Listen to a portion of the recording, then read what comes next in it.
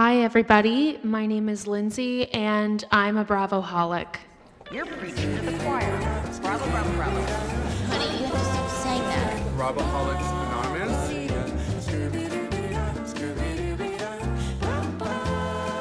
Well, welcome back to Bravoholics Anonymous. This is your weekly support group for all things reality TV. And if you're new here, this is a safe space where Bravo addicts and pop culture obsessives come to break down the drama one meltdown at a time. And I am so excited today to talk about the new season of Southern Charm, one of my absolute favorite shows on Bravo. It has been since season 1. And today I have someone who I have been following since the beginning of her TikTok journey. I've loved her takes. I love that she's a boots on the ground person in Charleston, South Carolina. And today I have Shannon Neidhart here. She is the Charleston Bravoholic on TikTok. Hi, my name is Shannon Neidhart. I'm Charleston Bravoholic, and I'm an active Bravoholic. I know all of you have seen her videos coming through because I repost half of them. I'm commenting on them all the time. She's there. She's met the cast so many times. She was just at BravoCon. And when this season was kicking off, I was like, oh my God, I need to get Shannon on the show. I need her hot takes. I need her like real life encounter stories. And the fact that BravoCon was just last weekend and you were there too, I mean, I'm so excited for this episode. So welcome to the show, and welcome to Bravoholics Anonymous. Thank you. So happy to be here. Thank you for having me. This is my first ever podcast, so I am excited and also a little nervous. But I'm here to talk. Why should I be nervous about talking about Bravo? I mean, I know. Well, because it's a new thing. It's a new thing and you're like, oh, I don't know. But like you already killing it on TikTok and you've already got opinions and thoughts, and that's all we're here to share. There's no right or wrong answer. There's no take that's too hot. Like we can totally butt heads on a cast member or what we think of how they handled it. And honestly, I think that just makes the podcast and this week's meeting better. So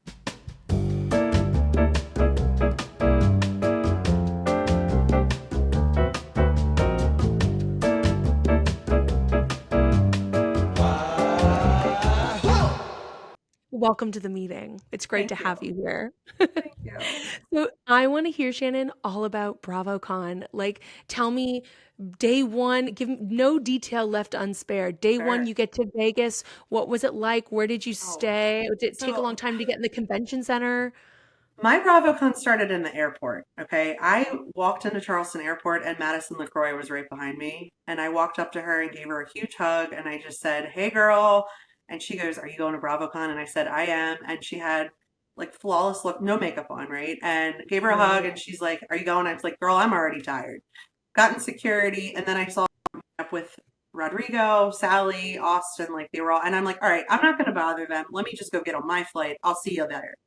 Then layover in Dulles, and I was on the plane with Robin Dixon, Ashley Darby, and Stacey Rush.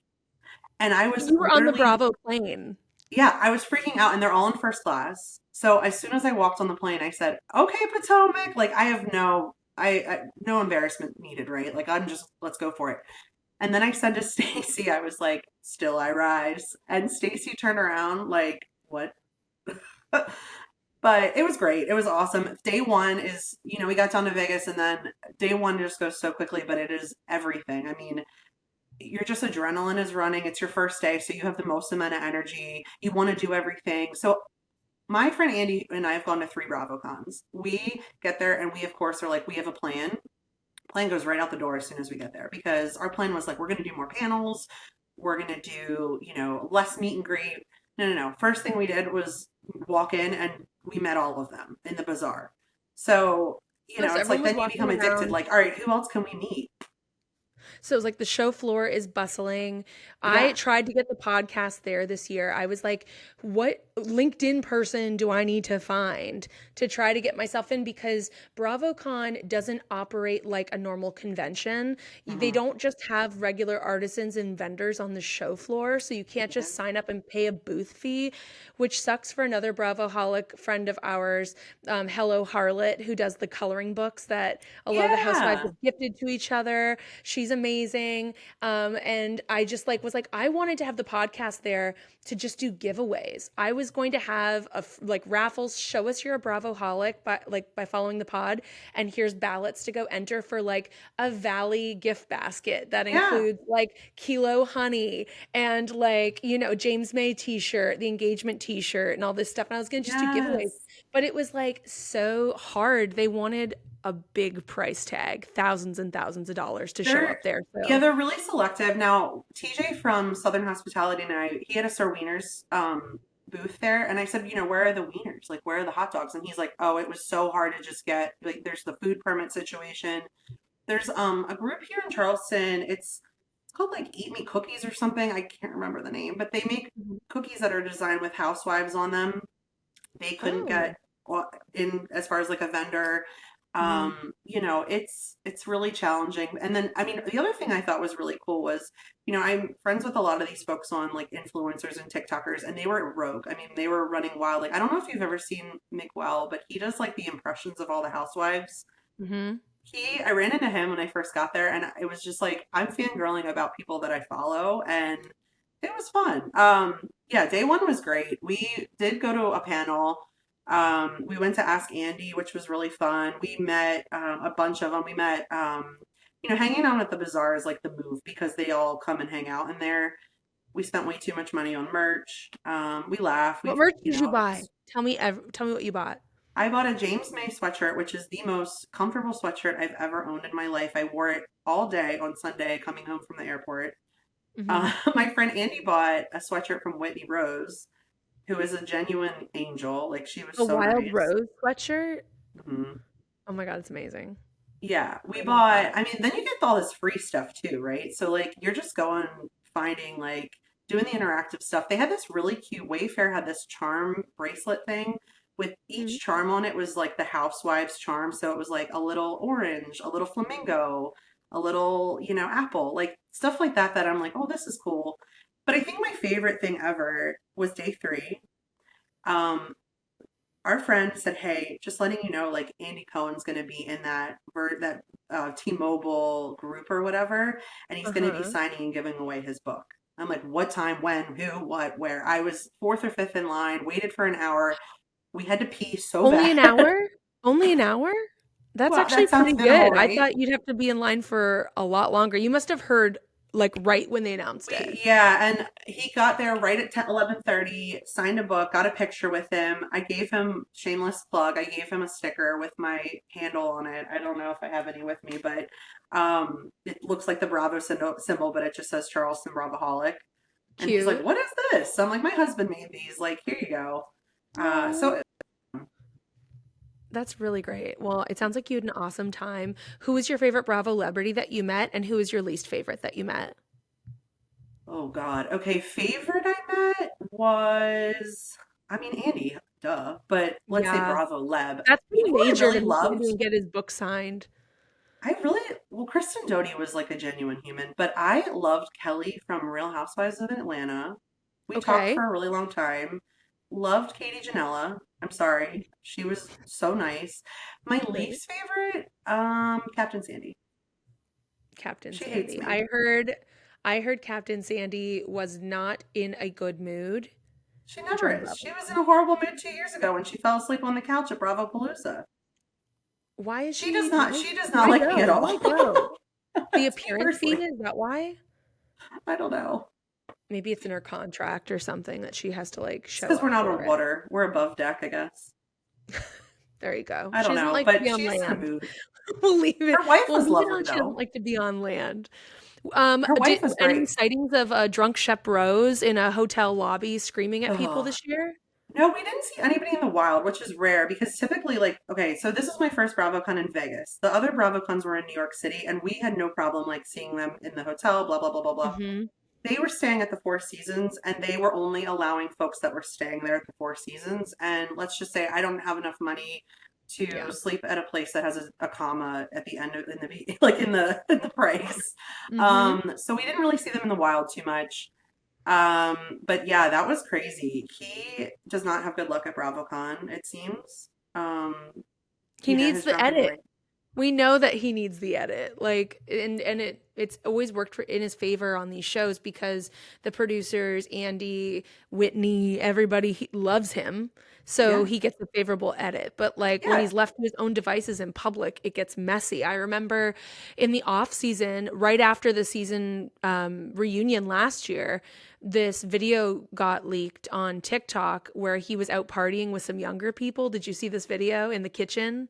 Hmm. Oh, it was Hmm. so cringy. And it was like, you can tell he's been struggling with sobriety. All these guys are. And it's like the video, if you missed it, Bravoholics, I will link it below beneath the description here if I can still find it. It might have been pulled. They could have paid someone to take this thing down because it was pretty Sure. bad. Basically, it was like end of the night, the club's closed, so he went home with a younger girl and her like friend and her friend's boyfriend. They're all sitting in the kitchen and someone's like recording him talking. For a Denver Bronco. Wait, she's dating a Denver Bronco? She is. Not Bo Yes. Nix. Yeah, he's a defensive back. Wait, but I feel like Miss Patricia I is hate to be different. defensive, but he's No, that's okay. oh. You'll find a girl. You'll find a good Southern I know I girl. thought I found a girl. Can you read the She was not the text right. Just actively talking about it with like complete strangers in their kitchen, which is a dream for me. But for the average like person, I'm sure they didn't even know what the hell they're getting into, and then recording it too is just like I don't know. It feels Sounds so dark. horrible. I really feel like drinking is like a lifestyle down here. So if he didn't live in Charleston, I don't think he would struggle as hard because it's so easy just to be like, all right, it's 4 o'clock, let's have an iced tea, but let's put vodka in it. Or it's Saturday, we're gonna go day drink at home team. Like it's hard for him to Yeah. have that self control in this environment. But like if I really feel like if he lived in like bumfuck West LA. Virginia or like somewhere Yeah, else, or he LA wouldn't- even. yeah, There's like so many things that people do here. Like sober lifestyles are so much more easy to come by. But I also like think that Sheps of a generation and a class level where like your class status is that you're not going to work every day and that you're going to social events. And with the amount of social trust events is fund the children drinking. here. Like I would love to be a trust fund child in Charleston because it is so easy to spend money and do the partying. Yeah. But I'd be in jail. I would get in way too much trouble. Yeah, I'm sure. Last time I was there, I stayed out in Mount Pleasant and it was so nice. And I went to a couple restaurants that were on the water out in Mount Yeah, Pleasant. Shem Creek. And they had jungle gyms full of little blonde children.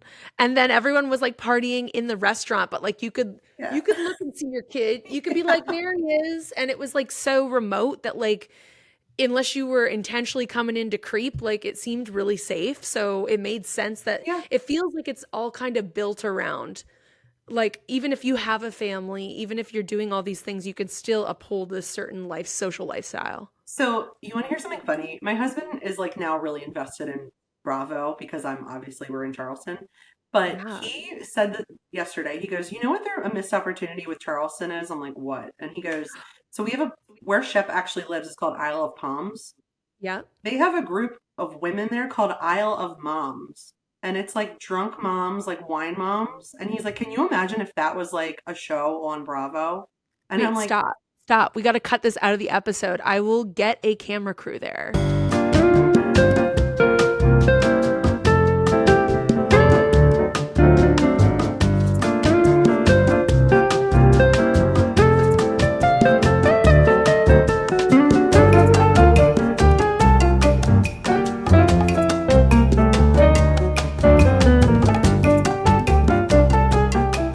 hospitality. I learned a little bit of tea, okay?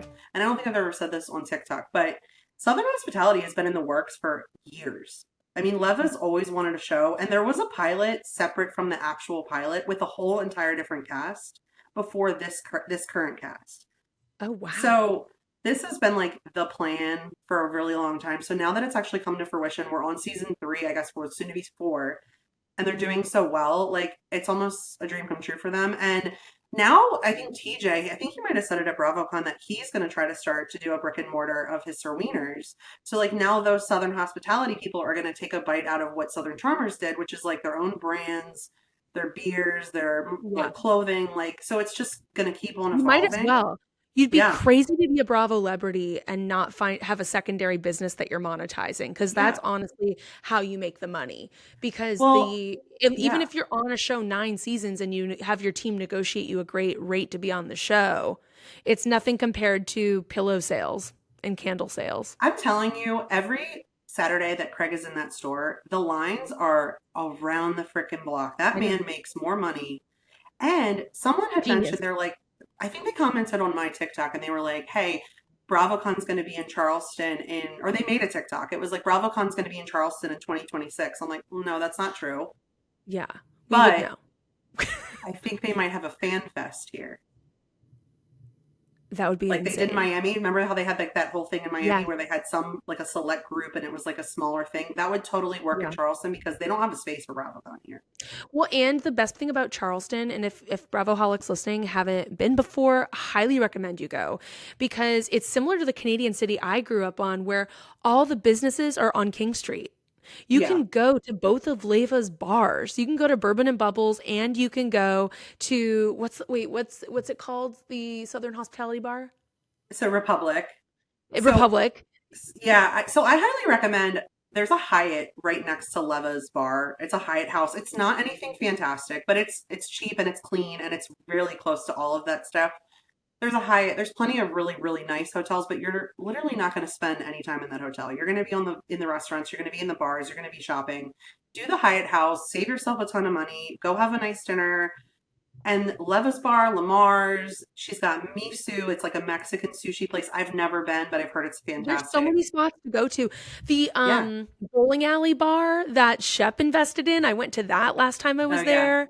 It was empty. It was like a Tuesday, but we had fun because we actually got to bowl. Actually, I think all of Shep's bars closed. So he used to own Palace Hotel, which was like a real divey place. Then it reopened after COVID, and they like revamped it, made it really cool. And then I think it just closed like last summer or last spring. Which, all right, is it because he's picking spots that aren't on King Street, and King Street is like where the young people go? I think partially. I mean, there was an apartment complex really close to where his last Palace Hotel was. I think it's just such a competitive market. And truth be told, if you're not a tourist or in a tourist area, these locals are not supporting Bravo. Like that's why I feel like I'm like the anomaly, because it's almost kind of nerdy to be a local into Bravo. Which No, it's so true. Is. It's honestly, it's the same in LA. I think it's like that in every city. That was my big thing about Carl's Sober Bar. Yeah. I was like talking a lot about it during the Summer House season on the pod, and I was like, you can't go open this thing out in Brooklyn in the middle of nowhere unless that neighborhood really needs this coffee shop.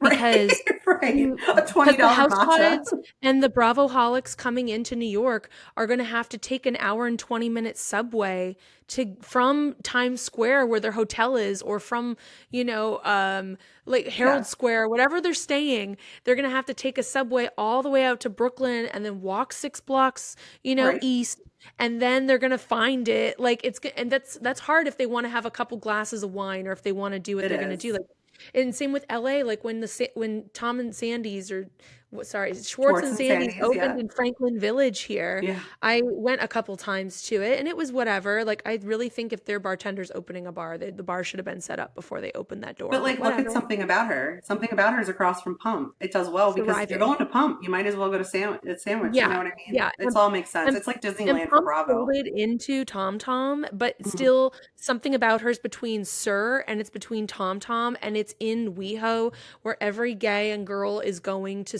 see the Abbey and party. It's a safe, nice neighborhood for partying. And it's so gay friendly.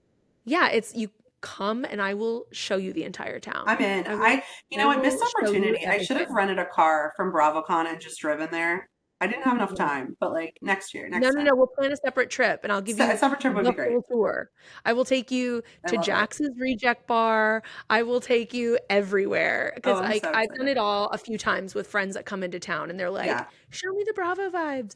But even Schwartz and Sandy's, like, they did that they weren't in WeHo, they were in Franklin Village. It was a little neighborhood bar. I get the dream, but like, you really need to be like, who's our market? Who are we attracting, and how are they finding us? There's no hotels in that neighborhood that they built that thing in. It's like there's nowhere to park if you had a rental car. It's like a destination.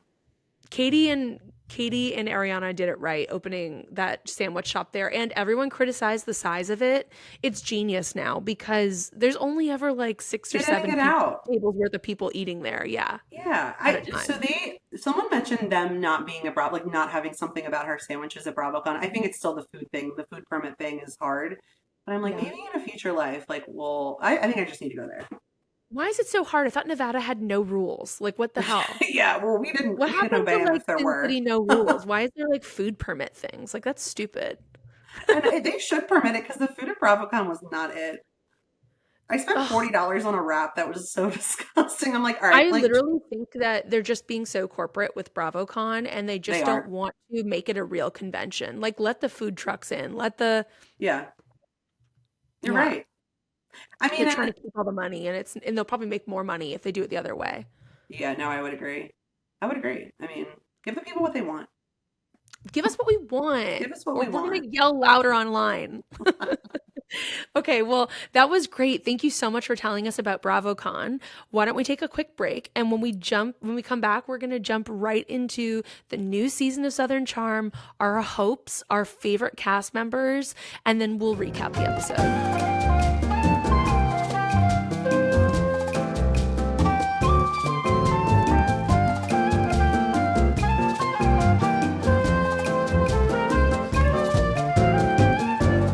All right, and we're back talking about season 11, episode 1. But before we jump into it, I want to talk about my preseason rankings for the cast. Ooh, So okay. at the beginning of every season and at the end of every season, I rank the cast on my least favorite to my most favorite, and I say why.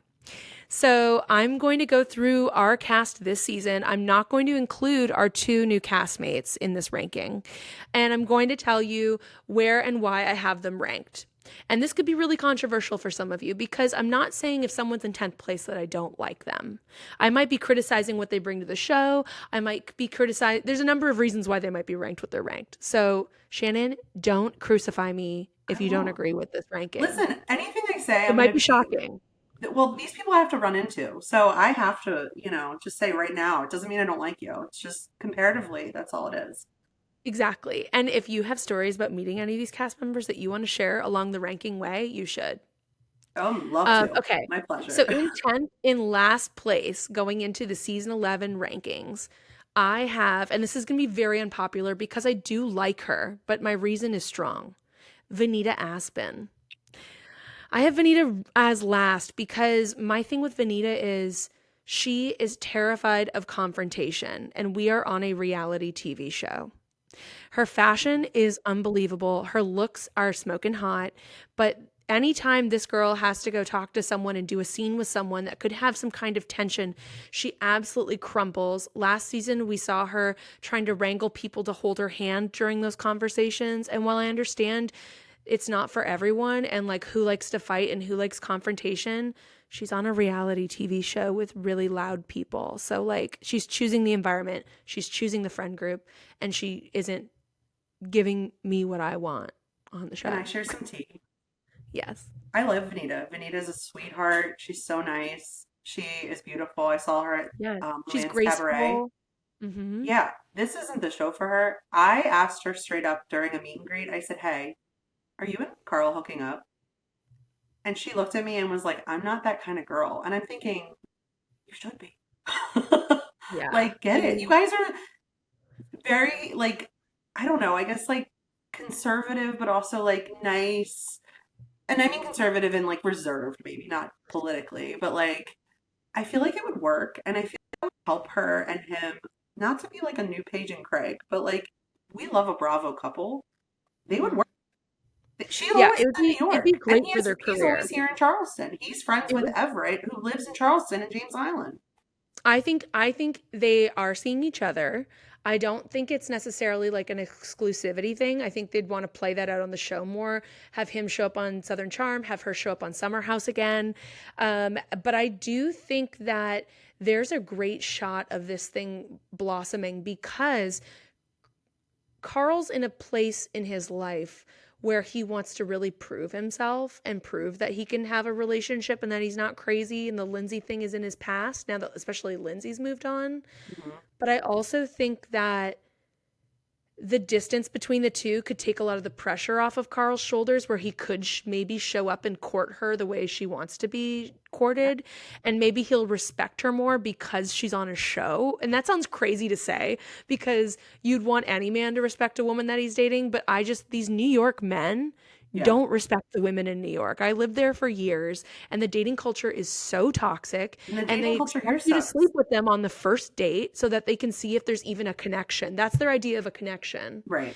And I just think that like Carl has the potential here to grow with somebody who's really mature. Venita's really sweet.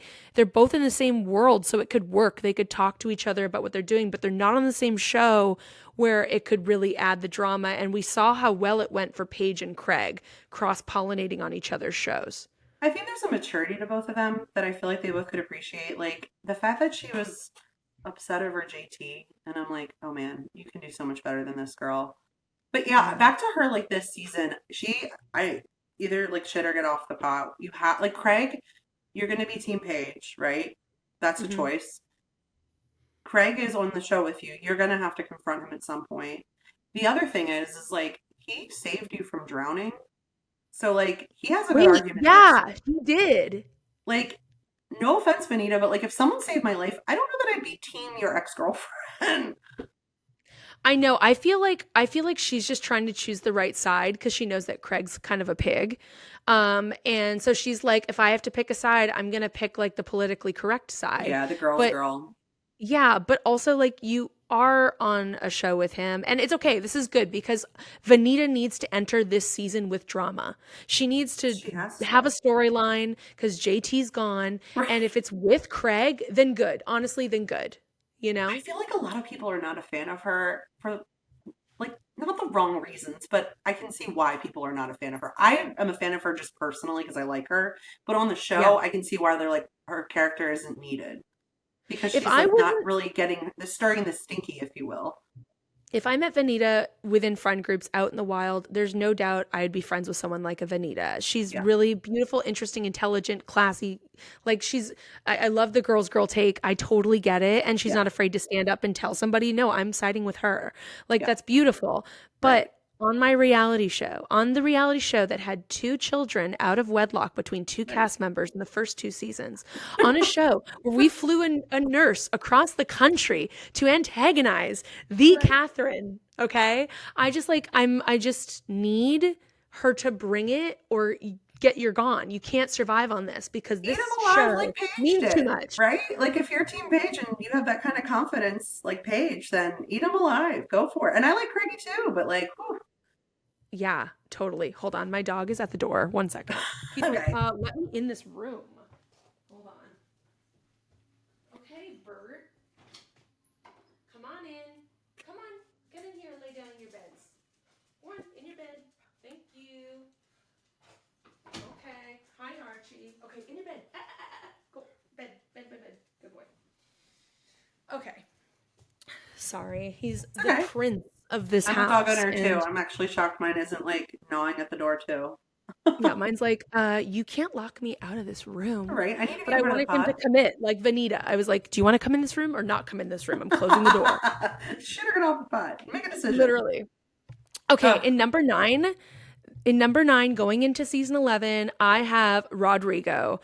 Rodrigo Reyes is the gay that we need on this show, but he's not acting like the gay we need on this show. I need him to step off of the ladder, step off of the stoop, and lower himself to the filth that is this reality show and stir the pot.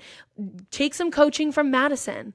Like, just get in there and stir it up. I'm not saying I want Rodrigo fighting people, but I think Rodrigo has the IQ to be spinning the stories a little bit and pushing people into uncomfortable water. And so he didn't give it to me last season. Like at his dog birthday party, there was a little inkling of it. So I know he has it in him. But this season, I need him to just like dive into the waters here. I mean, I feel like most I've seen him like interact with like anywhere confrontational was the reunion with Taylor and all of like, not Taylor, but I guess Yeah, Taylor and Olivia was on the show. Then they were having their thing, and he got intervened. Rodrigo has been on this show for a lot of seasons, but really a background character. And even if you go back to like season, I think it's like 3, maybe, you can see him in the background. He is a meme king. His memes and what he puts out on social media, if you could just like get that on screen, we'd love you for it. He does have the one-liners, you know, when he went into Molly's home, we'll talk about the episode, but like, I can't wait. That was so he has good. the banter. I want you to be messy as hell. Yeah, Like, maybe he just needed to get his footing. So I'm optimistic and yeah. I like him. I just like am surrounded by messy gays and sophisticated classy gays, and I want to be friends with the classy gay. Yeah. But I want a TJ from Southern Charm, Southern Hospitality on Southern Charm. Like I need somebody in the mix getting saucy. And don't be afraid to do it, Rodrigo. You've got the backbone and you're friends with all the right people. So you've got the allies. We met him at BravoCon too. He's very shy. Yes, I can see. Like, I believe reserved. And I was like trying to like be like, hey friend, I live on John's Island. And he's like, I just totaled my car on John's Island. I'm like, okay, sorry. Oops. Didn't mean to trigger you, friend. Sorry. Oops. Okay. Number 8. In number 8, I have Molly O'Connell. I don't think she got the opportunity to give us all that quirk last season. We got a taste of it and it was great. And I want to see where else she'll go. I also just love that the queen is like, I want to be on reality TV. And so I'll go make out with Shep right now in that corner. That's what you want me to do? Okay, I'll go do it. And she just goes and does it. Like, I think there's a world where Molly grows her confidence and shines as this like uber freaky nerd that wants to be on reality TV. And then it gets messy because people are like, wait, you just want to be on reality TV. And we get a bit of a Janet storyline or something because she's like trying so hard. We need Molly. Molly's the weirdo on the group, but I feel like a lot of people relate to her because she's not like your typical Charleston girl. She's got the brains. She's a hot mess. She's coming out of like this person that like was raised by the patriarchy, like a hot blonde model, and now she's being like, and now she's just doing the things she loves, like playing the tuba and like getting snakes. And you're like, okay, like yes, keep doing what just makes you happy, like she's be authentic, in your happy body and do what you want, you know, make the cupcake sandwich. Yeah. Right. So I love her. She's a number 8. Number 7, I have Whitney. I love Whitney. I love Whitney for so many reasons. Really? Whitney for me on Southern Charm, and this is another, like, these takes are hot. No one agrees with me on these things. Whitney, I would love to know why. He's giving Norman Bates so badly. Like, I love the aging son and mother relationship. I love it. They're like under the same roof, but he built this like creepy bar that they call the Lair. I know. I hate it. He's like plays the electric guitar and wants to be a movie producer, but like he's just like a rich kid that's like day playing sometimes as things, and every other day is just getting drunk with his like cool, tall, blonde friends. Like, he is always in tow with a new beautiful woman. I've never seen him with the same woman twice in Charleston in the wild ever. Yeah, and they're all stunning. Yeah. I'm like, where are you pulling these people? Because you are not personable and not nice. So like, someone's arranging those dinners. Like, how much are you paying? He's like, I need a date tonight, and his publicist is like making a call and getting a model booked. Like that's what they do. But I just think that like his off-collar, mean, dark remarks are like another dimension, another layer on this show that's like giving old Ravenel, but like not serial groper. You know, like it's still consensual, but it's questionably creepy. And I kind of like that dark shadow on the show because he's not in every scene. He's like, he'll make an appearance every episode to get his episode pay. And it's like either weird or he's insulting someone. And I feel like he's also fire in just the wrong situation. Like if they're ganging up on Craig and then all of a sudden Whitney throws a dagger in, it's now gonna go, Craig's gonna totally flip his lid. Like, you know what I mean? What show like, on Bravo has the producer in front of the camera? I mean, Lisa Barlow, but well, okay, she's not credited. She's not. They're all credited in that way, but Lisa Barlow, I know, but pretty involved. Okay, so and Vanderpump too, but she's not real. We all know she just comes in and does bridging. She's like the madam. Yeah. She is the madam. She is. Whitney's so intriguing to me, but oh, Dark it is shadow so energy.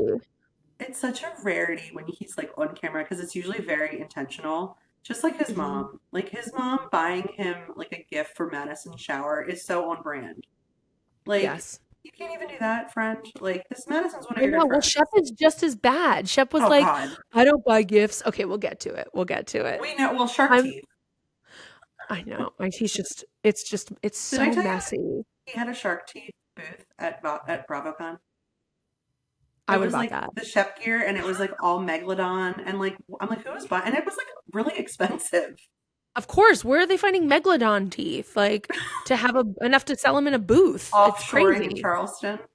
It's I've never honestly found a so Megalodon. smart because the right person would fork up just enough money instead of selling like 20 megalodon or shark teeth necklaces for $20, selling 7 at like $500 just sounds There's a market. smarter. There's a Yeah. market. Yeah, he had to Not have my something, market. I guess. I guess he Right. had to have something. Right. Okay. Next, I have after 7, Whitney. 6th place, I have Austin Kroll. And I just feel like since Madison has moved on with her happy life, Austin's been floundering. Last season, there was really sincere moments where he was trying to express like how he felt like he lost Craig and like their friendship and was trying to get it back. Him and Craig are constantly battling about their shitty podcast that doesn't come out regularly, and like they have all the money and resources to like get it properly produced and they have this weird dude doing it for them who does a bad job. I don't know, it's just weird. And so Austin has kind of been floundering, and now he's got this new supermodel he's dating for like the last year and a half, and she lives in North Carolina, and I'm just like, what's Austin gonna do? When is Austin gonna find his thing that makes him kind of step into being a man, because he still feels Yeah. like a frat boy. Oh, I agree. 100%. I mean, Austin's like a very endearing person in real life, right? Like I think They're also charming, yeah. he's getting a better edit. I think he's becoming more likable. I think him and Madison were fire and ice as romantic folks, but like loving their friendship. I think he needs something, not just beer. Yeah. But yeah, I think Is and I think Trop Hop still a comparatively, thing? I drank it when I was in Charleston last time, but is Trop Hop still around? Chop Hop is still around. They came out with a second one, and then I think he's moving into the THC market now, which they It's don't so sell hard. I've been trying to here do that. yet. It's I really think they hard. sell them in like Austin and like maybe another, but we don't have them here yet. But yeah. Okay, cool. Well, So I he's in the look bevy forward to it. biz. Okay, great. I mean, it makes sense for him. He's a total bev rep. Like going around and getting stuff in the bar is like, if he wasn't a rich kid, that would be his job. That he'd be great at Yeah. that job. And it would I feed mean, his missed opportunity. alcoholism. He should have done something with that Muppet Mouth comment, like made merch or like had a. They don't care. They have so much money, some of these people, they don't give a shit. They're like, that's work. I don't want to do work. I don't need to have merch. It's work. His Yeah, parents it's live just really like they close live to in a me. different world. It's a His different parents live down the world. street. He comes for money. He'll have no problem. He's fine. He's fine. Yeah. He'll probably marry some girl with even more money too, because he's Agreed. charming and tall and blonde. Exactly. You know, he'll make Yeah. it work. In 5th place, I have Miss Pat. I love Patricia. I don't care. Her shit will never get old. Ring your bell for your martini girl. Decorate for your party. Criticize all the women and stand up for all the fuck boys. I don't care. She's old generation, and I'm not here to change her. I'm here to celebrate her. I love her. She is. I want to consider her a dear friend. I love her. She's always so sweet to me. And her home was beautiful. Like Her I home is went and stunning. walked I went and walked and saw her home Did when I you? was there last time. Yeah. And it's just I'm like, talk about dream house. This thing is Quintessential. Yeah, stunning. it's great. Oh, gorgeous There's work on a the park block. near there called Colonial Park, which is in a lot of the scenes of Southern Charm, and I take my dog there to walk sometimes, and then I'll be like, let's go say hi to Miss Pat, and I'll just walk and whatever. But love Miss Patricia. I don't really know if we'd have Southern Charm without her at this point. Mhm. I mean, even Michael the No, Butler, neither. everyone was so, sad when he passed and when he wasn't on the show. And it's like, oh, that was like the early seasons. It's like our nostalgia. So she She can also sit on the like chair plays for a all I kind of care. a key role by representing a generation that most people associate Charleston and the South to feel like. Mhm, Like she is white and waspy and rich, mhm. and like that is definitely a stereotype, but Sure. it's also like it helps one, her house parties, they should only have parties at her property. It's the nicest property. Don't have parties anywhere else. They should host the reunion there. Yes, they should do everything there. Everything. It's just incredible. It's going to be But a also, museum like, for Southern charm. she also brings the guys together in these scenarios, and she asks these crazy manipulative questions, and because all these people are from the South, they do all respect their elders in this way where she's like, her opinion carries weight, even if it's really like super biased, super old and whatever, like super boomer or whatever, like it still carries weight and affects them. And it's great to see an older generation present on a show like this that isn't like, she's not trying to guide the story like Elisa Vanderpump, and she's not like a hot, drunk, sad mess like what's her name in Miami. Like, it's just, I love her on the show. So I gave Miss Patricia a number 5 ranking because I'd be devastated if she wasn't on the show. I would too. I love her. I think she also makes Whitney a bit more accountable when it comes to the show. Funny when she calls Whitney out or like treats him like her bitch when she didn't have the butler and made him like actually do something. I'd laugh so hard. And she's like, "What's wrong with you?" And then he like literally takes it to heart. He's like the only person that Whitney cares about. She's also given up on the whole him like finding love and like having a kid. So now she's just like, all right, well, if you're gonna be a F boy, like here's a bar, just keep it in the house. Yeah, I'm gonna build you in the bar in the back so you're not in my house. Go to your lair. Like literally. Ew. Whitney would have a lair. See, it's just such a good character. That's why I apologize for some of the most unpopular people. I think Don't apologize. I love Whitney on the show. Listen, I don't think I could watch it without him. Yeah, they just add so much flavor. Okay, moving on. In number 4, I have Craig Conover. He's coming out of his breakup with Paige. I think he is going to be bringing the heat this season. I'm looking forward to him falling back into his old antics, his binge drinking with the boys. And I know that every blonde head in Charleston's going to be chasing after Craig. Ugh. Well, and also he opened his restaurant during the time that the show him and Austin's restaurant, right? Do they co-own that? They co-own it. Yeah, it's called By the Way. It's giving like speakeasy vibes. It was like a really divey place before they turned it into this beautiful bar. Very good cocktails. Food's okay, I will be honest. It's a bar, but very nice bar. Mm-hmm. Where's it located? It's actually really close to where Venita lives, like the inns where JT lived, or had his B&B. So it's on the corner. It's oh god, is it Spring and I can look it up. But it's near King Street. It's like a block away from King Street. So it's very close. So if you go to Charleston, it's an easy walk. They also have like steak frite night on Wednesday, so it's like half price steak frites are really good. They're usually in there. I will say that. Like I know in the very beginning, at least Craig and Austin were in there like every Wednesday night. It's very smart to be doing that stuff. They know exactly, like, whether it's Craig that knows that or his business partner, who's the genius here.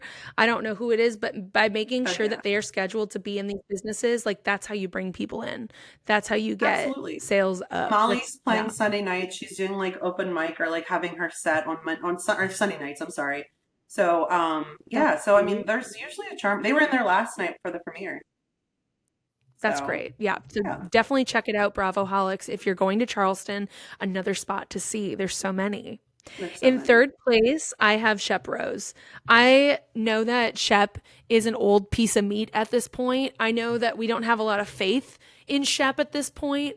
But I am needing Shep on the show still. I still need messy Shep not figuring out his life and passing judgment on Craig and provoking Craig. That'll never get old for me. Craig. I like OG Craig. I'm Craig Shep. I like OG Craig and I like OG Shep. Back in the day when they were messy, going out every night. Coming back this season. I think there's a lot of denial going on with Craig in that relationship that ended, and I think he's going to take it out on camera, and I can't wait because now he wants his brand to grow even more. He's hungry. And second place, I have a newer cast member, Salley Carson. Now, Salley I think she is built, if on paper, Salley Carson is built for reality TV. She's not afraid of confrontation. We know that she's developed close relationships with a lot of the cast members that have been around longer than she has. She dyed her hair brunette and looks smoking hot. So And all the teasers show her chasing Craig. And I said, hell yes, let's get another on-camera relationship to fail. Hell yes, let's get like a smart woman putting these men in their place. Like, I just can't wait. I love Sally Carson right off the jump. She's stunning. First of all, we met her at BravoCon too, and she is a very pretty person. You know, I thought about this morning because I was driving downtown to go to work, and I was like, does she still work full time? Because she had a really good job. Like, she was a rep for a spine device, you know, medical device company, and they made really good money. So I'm thinking, like, did she quit her job for reality TV? And she'd be stupid not to, because she's killing it. Like, yeah, but also, like, I don't know, it's so hard because a lot of people, when they get these shows, they do quit their day job right away, but it does only film for a certain number of months out of the year. And if you don't have another business that you're selling things for, like Sally doesn't, maybe, but the thing about medical sales is I bet she could push it part-time or go on leave for 2 months and then come back to it. I feel like she has impeccable style. I feel like I can see her opening a store on King Street with, like, clothes, like a boutique. Or That'd be cute. She's a shopper. I'd shop there. Yeah. Yeah, and she's got a modern look. Like, it's not the frills and paisleys of the South. It's like she's bringing a fresh, modern breath of air, but it's still like a nice, soft color profile that's popular in that place. And so was she on The Bachelorette? I don't think she was. I feel like this is Southern Hospitality for a brief stint, right? But then... Right. I remember that, but I don't remember... I feel like she has been on reality TV for a hot minute. Maybe, I don't know. Oh, wait, you're right. Sally Carson was on The Bachelor season 3. Crazy. And she was on one episode of Bachelor in Paradise. Oh. I mean, it's fine. I'm never going to judge anyone at today's day and age. If you've been on another reality show and you come onto a Bravo show, that's okay for me. Like, that means that you're comfortable in front of the camera. You might actually be more real. I mean, look at the McBees. That one girl, they met on Joe Millionaire. I don't know if you watched the McBees. I remember. Yeah, I do. I have. Yeah. McBees, and I know they met on Joe Millionaire. Gotta watch McBee if you haven't. Like, season 1 was Whenever a little they live in another city, though, I don't think it's a serious Missouri. relationship. Oh, they're not together. See, I met them at the BravoCon too, and he is with a really stunning girl that looks exactly like her, but she lives in Missouri. They live together. Oh, they do? They do.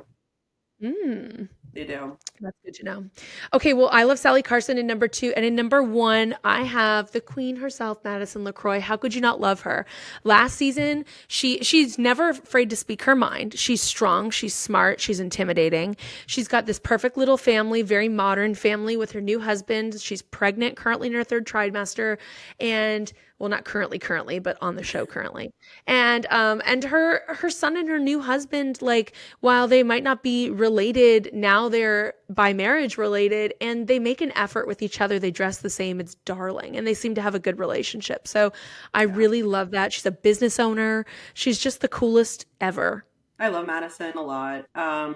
Very beautiful, stunning. I mean... and just think, she did hair for this show before she became a main. So, like, really organically, I think, made her way into the show. She's so smart. The hairstylist always get in close. That's her new venture, because she had a salon and then got on the show, and then I think her business partner, something happened. And then obviously she's got the PJ line, which she's killing it. They're very she soft. Needs to have a salon. That's where the money's going to come in. She's going to be like Angie K. Just think, if it's near By the Way or anywhere near there's lava bars, people are going to make appointments. Who doesn't want extensions from Madison? Who doesn't want extensions from Madison? Well, and they'll pay $100. Chelsea is still actively doing hair, but she will not take new appointments at all. Like, people were, barking down the door to get appointments with her, and she finally had to say no.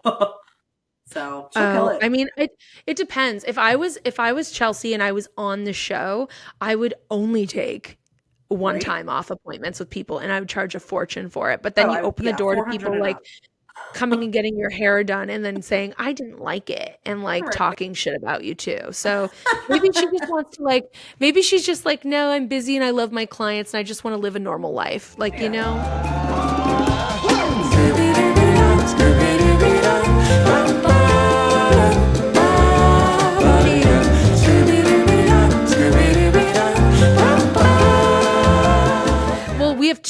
cast members this season on Southern Charm.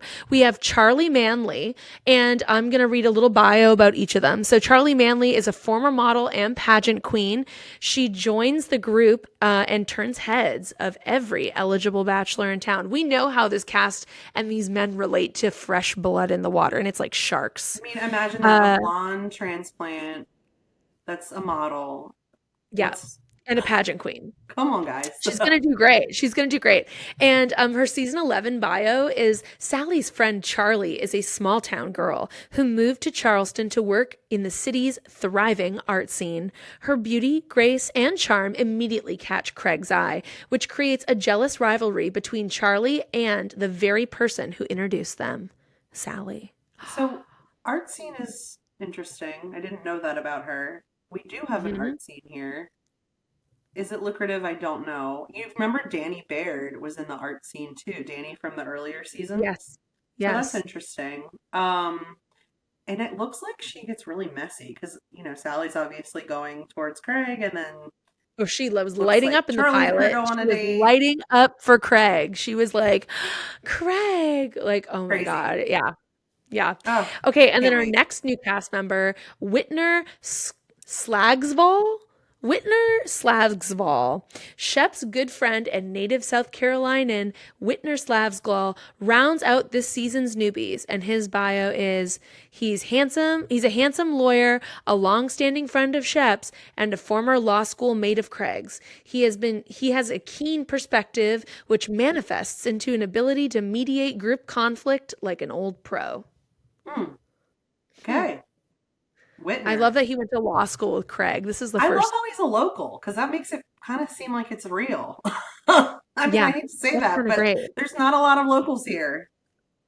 We'll see if it manifests into something great. I mean, he's pretty much stepping into JT's place. So. Oh God, JT and Bali. Woo. What did you think of JT last season? I can't stand that guy. I'm sorry. He is so weird to me, and I think he's like. I don't know. The fact that he kind of quit and then like still had stuff to say and then now he's like still trying to be relevant. I'm like, just go to Bali. Don't come back. I mean, once you get a touch of all that fame for 2 seconds, a lot of them have a hard time stepping away from it. And I really think he had a hard time finding his feelings for Venita. Like my husband and I watched the last episode before, because they obviously aired that episode before the new one last night, and we're both like, she's hot, she's stunning, she lives near you, she's the sweetest girl, your mom likes her, what are you doing, brother?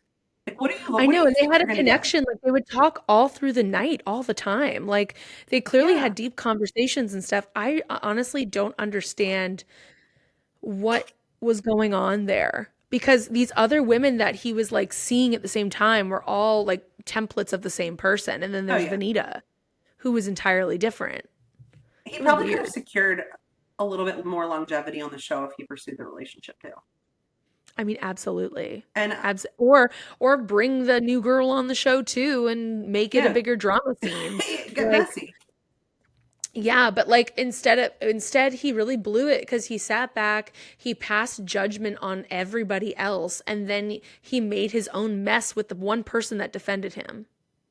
It's like you need to be aware going into these shows who your allies are and who your relationships are strongest with, and you really can't shoot yourself in the foot there if you're a new cast member, because you need those people to have your back in these scenarios. And I really feel like he didn't fit in with the guys at all. I think he was more on like team, he loved Taylor, he loved Venita, he loved the girls, but like once Austin wrote him off, he was like, no, this guy's a clown, and then him and Craig, obviously, you're not going to win if you don't like Craig. The guys are really hard to get along with to start. Yeah. Like, you have to play into their hierarchy, and they're constantly fighting for who's top dog with each other.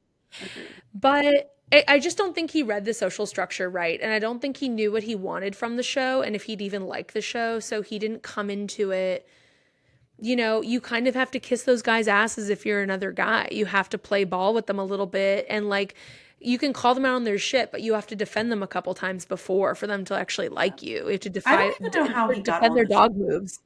Like, usually these people are like, okay, I have a friend that would be good on the show, and they bring them in, and that truly does happen, because I have a friend that was auditioning for the show and ended up not doing it. But like, who did he know or how did he get here? Like, because I can tell you, I don't think he's really friends with any of these people unless it was Venita. It could have been Venita, or it could have just been like a producer friend. Like his friend's a Sure. producer on the show, and they're like, let's just bring him in and try it out. Yeah. But I do think you need that organic relationship on these shows to actually make it work. Because otherwise, if people don't respect your opinion or respect where you fall in line with the friendship, none of the drama plays out accurately. It's It so, gets and then it you'll gets know right away weird. whether or not they're hanging out or not together. Like when they had that Yeah. big lull for years with Southern Charm, like it didn't film for like 2 years, and they're like, all right, we got to get back together. Let's get the band back. It was really obvious that they haven't been hanging out. So Yeah. I agree. Well, going into this new season, I have a lot of hopes. I Me have too. optimism. I am feeling really good because last season was rough. Last I season didn't was feel rough. like we were connected. And I feel like going into this season, I feel like the cast has made an effort to feel more connected with each other, especially a lot of the newbies that were brought in have been hanging out. I know Venita and Sally have been hanging out in the off season.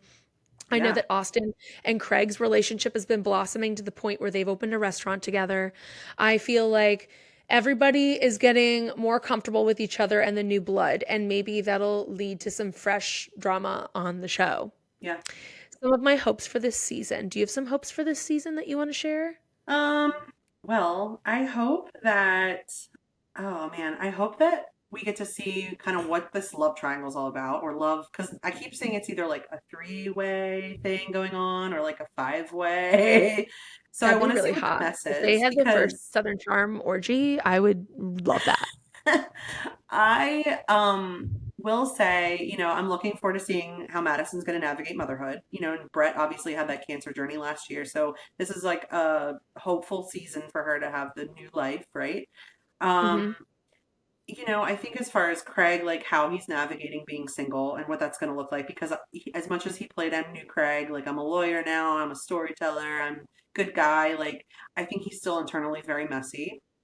Oh, yeah. I Um, think all that stuff was just him repressing. oh Like, yeah, I don't drink anymore. I'm not angry. I'm not blah. Like, it was all just Delulu. It yeah, was just like, maybe he was just tired from traveling to see Paige, so he didn't have time for those things. But I don't think it went anywhere. I think it's going to yeah. be here again. And everyone keeps Um, saying, even Craig is like, this is going to turn in, it's going to look like OG Southern Charm. Like, we need that.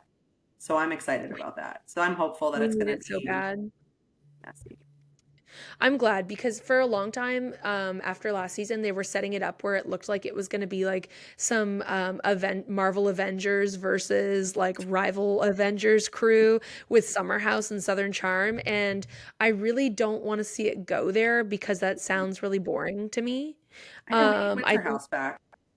I really want Winter House back. I I think love we when have they cross enough collab. young people with Southern Hospitality and like other people to be doing Winter House. Yeah. And it's not like it takes a lot out of filming. It's like, what do they film for like 10 days or something? You can't get It's a nothing. It's week, 14 days. Yeah. share Did house they for say a week. anything at BravoCon about Winter House? No, Damn it. none, zero. I mean, they had a panel with like Southern Charm and then some of Southern Hospitality, like not a versus, but it was like they had them all on stage with each other. They played F, Mary Kill.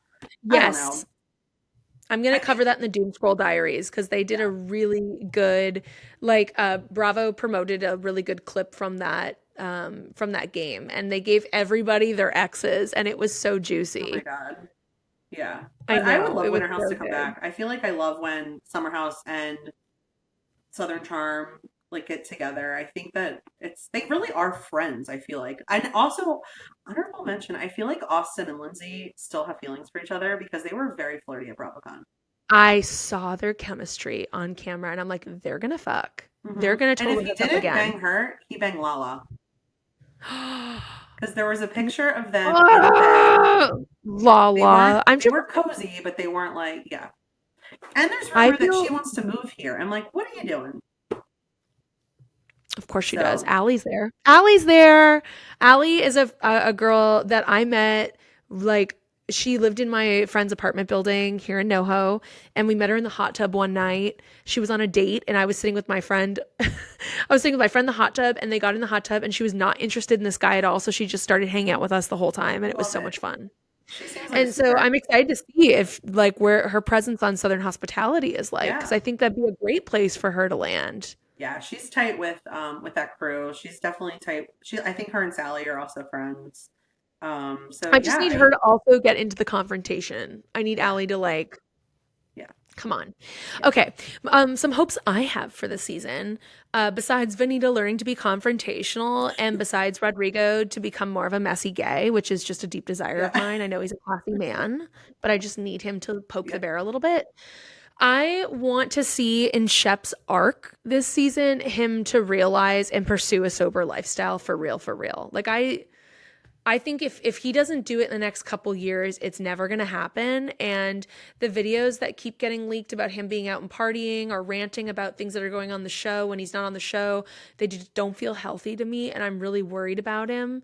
And so I want Yeah. his arc this year to like have some really bad drunky moments and then him pursue sobriety. The biggest misfortune with Shep is he is very intelligent, well-spoken, educated. He was saying a Yes, little bit about how well he went to traveled. Vanderbilt, well-traveled. Like he has so much more potential beyond Southern Charm that I don't even know if he knows it. And I think the drinking is just like a coping mechanism for him, maybe. I don't know. I Mhm, don't want to label him mhm. like that, but you got to figure like that's where he feels comfortable is like drinking with his buddies.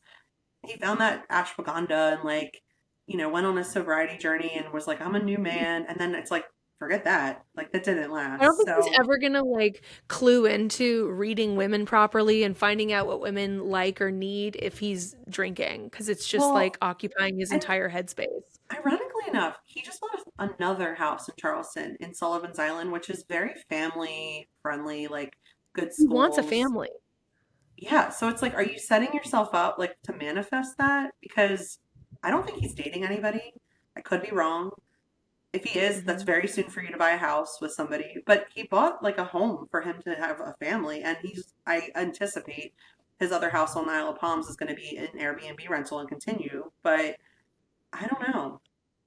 He's It's gonna always, his family's been into property investment for a a while. while. I remember back to early seasons when like he was talking to Cameron about Cameron, stuff, and yeah, Whitney was too. Like they buy property and sell property and rent sure. property. So that's all but I do think he's very actively talking about his desires for things like that. And I just like after watching last season with Shep and how poorly he read that relationship with the woman in the Bahamas and like Oh, how it was all in his head, that age and it gap was was so so bad. embarrassing and mortifying to be on TV. Like I have a lot of respect for him for like still showing up and That showing his text face on message, camera. that text message is on merch on TikTok Shop. I'm just saying, It like, should I be. feel like It should be. it's so bad. I want a hoodie with it. It's so I want a good. hug. I want I to saw the read coffee it mug every and I was like, morning. I need that coffee mug. But It's like so I bad. just at the end of the day, like these guys are so likable. They are so charming. Oh my Like the God. show is entitled This for Nothing, that I do feel bad for them, and I'm like concerned, and I'm like, please, like just figure your shit out, because I do want to see them blossom into something great. But I don't think he's in a healthy space at all. And he's like for years he's been struggling. I don't want it to get worse. And I feel like Andy does have a special spot in his heart for Shep. Like Yeah, he he's the wants to only fuck one them that he all. He wants follows. to fuck them all. Andy wants to fuck all those guys. He He's does. obsessed with Craig. He's always Austin. Remember when Austin was a fresh newbie? Like Andy's eyes would light up I looking at know. him. Like He he loves loves it. them. But these guys all play into it. Like the Summer House guys play into it too. They're Oh flirting yeah. with Andy, going out. Jesse and West are taking Andy out to Oh dinner and my flirting God, with I him. know. Like they know what they're doing.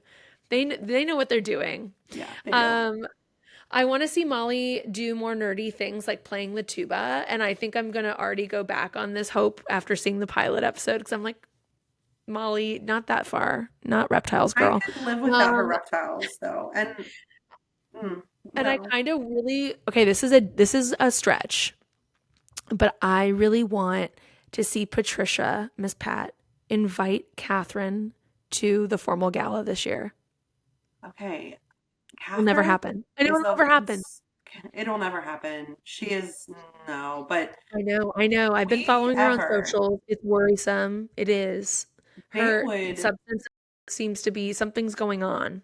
But Catherine needs a lot of help right now, but if they ever secured Catherine or Cameron or any of them to come back, just Naomi, think Come on. Any of them. All the ratings girls, would there's so go many good insane. ones. I mean, everyone loves them. And every time I see something about bring Cameron back, we need Catherine, blah, blah, blah. No Thomas Ravenel, but like Catherine, I'd love a I would champion. I'm so unhealthy. I would be okay with Thomas Ravenel coming back Okay, again. I actually would too, though. I feel like it would be But so we can hate him iconic. on the show. So, can I tell you a story about Thomas Ravenel real quick? Yes. So, I made a video Please. about this, but I had to Okay. take it down for a reason, okay? And I'll tell you the reason. I made a video where I was in Hall's Chop House, which is like a very popular steakhouse here in Charleston. Great food. It's like iconic, whatever. I'm in Hall's Chop House, and in walks Madison. In walks Whitney. In walks Thomas Ravenel. And I'm like, am I in a freaking dream? I'm half lit on a peppercini martini or whatever I've got. That's a And producer's meeting, girl.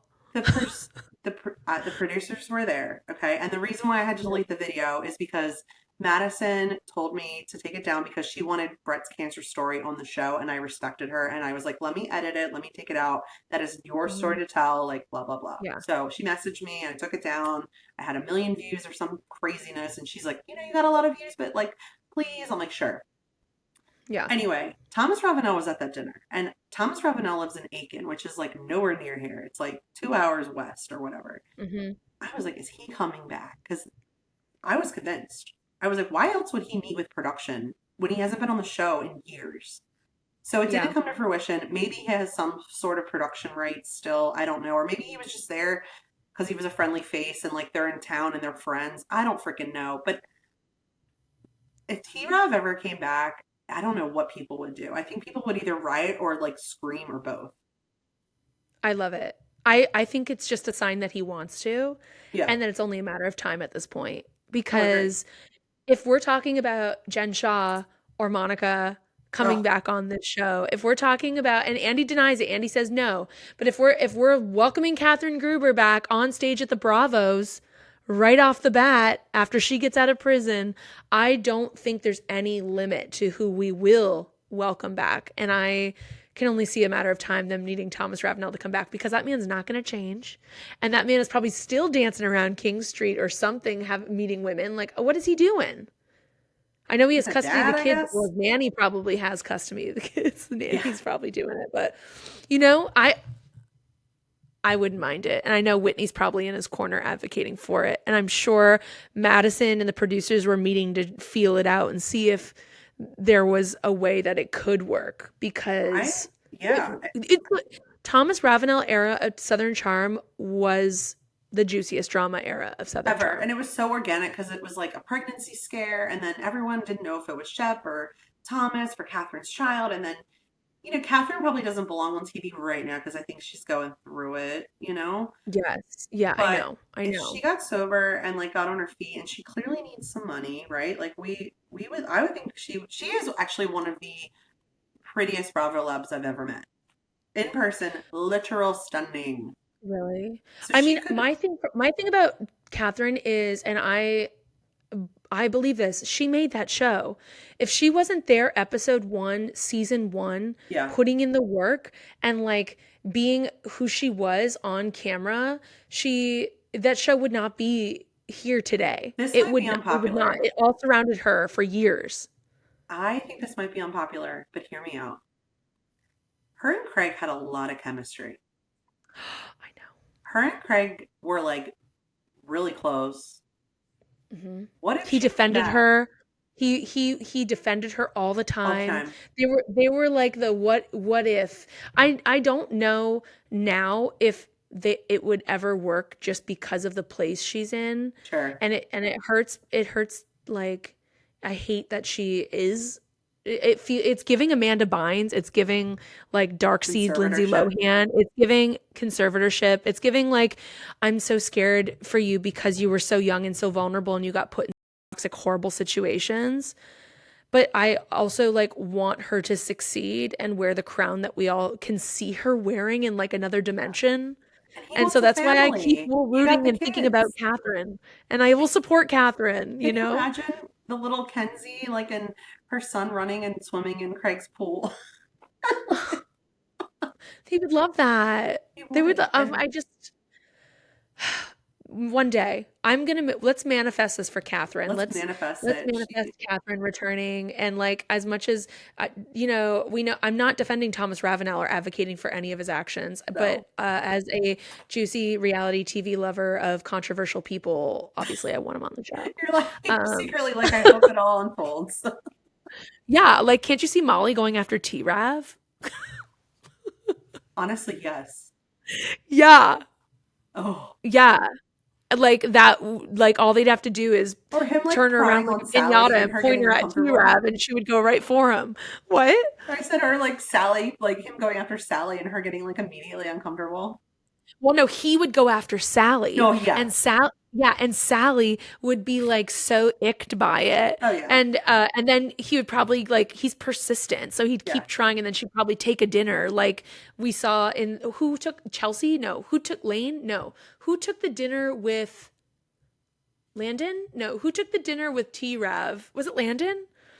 Uh-huh. And he was speaking French and ordered red wine and like, Oh God. was it Landon? It's just Charleston's such a He's done small it with town. all of them. He's done it with all of them. Yeah.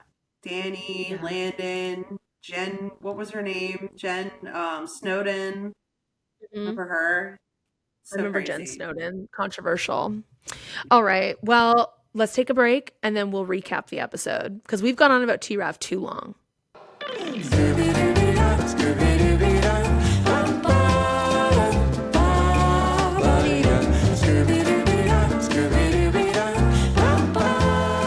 Okay, welcome back to this week's meeting of Bravoholics Anonymous. I'm still here with Shannon, the Charleston Bravoholic, and today we are recapping Season 11, Episode 1, Single and Ready to Mingle of Southern Charm. And right off the jump, we kick it off with a cold open on Austin's birthday. We have Whitney, Shep, Craig, and Austin sitting in a big red velvet booth. And honestly, I think it's lunch, even though they're eating like it's dinner. I think that's Hall's Chop House. Totally their vibe. I'm pretty What? sure. What'd you say? I said I think that's at Hall's Chop House, if I'm not mistaken. Oh, amazing. Okay, a lot great. of things Hall's happen Chop there, House. believe me. A lot of things. Yeah. Yeah. Oh, cool. Yeah. We're Good going to people go there when I watching. visit too. Sit at the bar. It's great. And immediately this opening scene is a Bravo moment for me. If you're new to Bravoholics Anonymous, when we recap these episodes, we're highlighting our Bravo and our hell no moments, which means moments that stuck out to us in a favorite way and a non-favorite way. They can be big, small, or in between. It doesn't matter. It's just a personal opinion. So right off the bat, what's that? I already have a Bravo. You do too? Me too. What's okay, yours? You go first. Okay. My Bravo moment to open this up is the opening scene of them fighting in the booth, and it just made me smile. I realized I was instantly like cheesing on the couch. So, same. But my favorite moment when they were sitting there, when Craig like kind of broke the fourth wall and was like, "I'm the same person on camera that I am in person," and I'm like, "You are." You are? Like, okay. Now that you say that, like, I actually feel like the camera is not favorable for him. I feel like he's a very nice person in real life, if you will. Yeah, I think so too. I met him character at is coming Sewing Down out. South. Yeah. I met him doing his like Disney appearance at Sewing Down South, and he was really sweet. There was someone ahead of me that had Down syndrome, and it was like the cutest interaction ever. And I was like, God, like this is why this store and Craig is successful. Yeah. These guys are so polite and sweet and charming. But we know the edit's never been a fan of Craig. Like Whitney and Shep and those guys sitting in the editing room, Oh yeah. like drinking bourbon for 4 hours are going to give Craig a rough cut. Like true. it's, you know what I mean? Like it's Yeah. just, they're going to be like, let's make Craig the villain this season. Like it happens a lot. Absolutely. And I think that's why he did sympathize with Catherine. But Yeah. with them fighting right off the bat in the cold open, I was like, oh, we're back to the good old days. Let's just judge each other for our choices. The men are fighting. I love it. Yeah, the men are fighting. That's what I want to see. Yep. And then we get a cut to 2 months earlier. And we see this, of course, our opening classic Southern Charm montage. And the thing that stuck out to me the most in the montage is that Sally's dog is a long-haired blonde dachshund, just like my friend Simone's dog, Basil. And so I was like, oh my God. I don't remember, but His last he's name is Kevin. really Like, some basic cute. name is so funny. Dog's adorable. He's really cute. Yeah. And I was like, oh my God, I love that. It's just like my friend's dog because we're all dog moms here in LA. Yeah. We're all single women with dogs. Right. Yep, Love very it. LA. I'm sure it's the same in Charleston. Well, I'm not a single then- mom, but I am a dog mom, so There you go. I'll take it. I love that. I love that. Well, good for you. Congrats. You found Thanks. Thanks. one. So then we see that Molly has a snake, and I almost gave this an immediate hell no moment. No. I was like, no she's like, to the I become a reptile mom, and she's a gecko and a snake, and I'm just like disgusted by it. Did I make it a hell no moment later? Yeah, I did. We won't. We made it a hell no It's moment fine. later in the episode. The only thing I will say about Bravo is she did name the snake Cornholio, which I think was hilarious because of Beavis and Butthead. But Yes. no, absolutely not. Hell no. Oh, it's just like gross.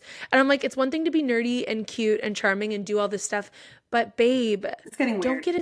don't get frozen rats in your. Okay, we'll get to that point. It's a Yeah. disaster. Oh, And then Patricia shows Whitney this like beautiful silver rattle. It's like giving old money aesthetic that she bought for Madison. And they kind of kick off the pilot announcing that this is going to be about Madison's baby shower.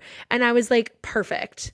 In the Bravo world, we talk about who gets like the first trip or the first party or event on the show. And that kind of shows your status on the show. And I love that it's a Madison Patricia like hybrid event. Like it's not Patricia's, it's Madison's, but it's hosted by Patricia. it's amazing because can you imagine having your baby shower at Patricia's house? Like you've made it. Can you imagine getting a silver rattle from Oh my Miss God. It's Patricia? probably like Tiffany's and then she got her Is- some kind of yeah, outfit. who else makes it? It's got to be Tiffany's And is it practical? or Probably not. Hermes. It's something really bougie that It's the something baby's probably insane. never going to touch Who knows it. how much that costs? Like, I want 7, please. right. Um, I okay, want a rattle. I know this is going to be a great episode because I already have another Bravo moment. Like it's happening so quickly and this never happens. Oh.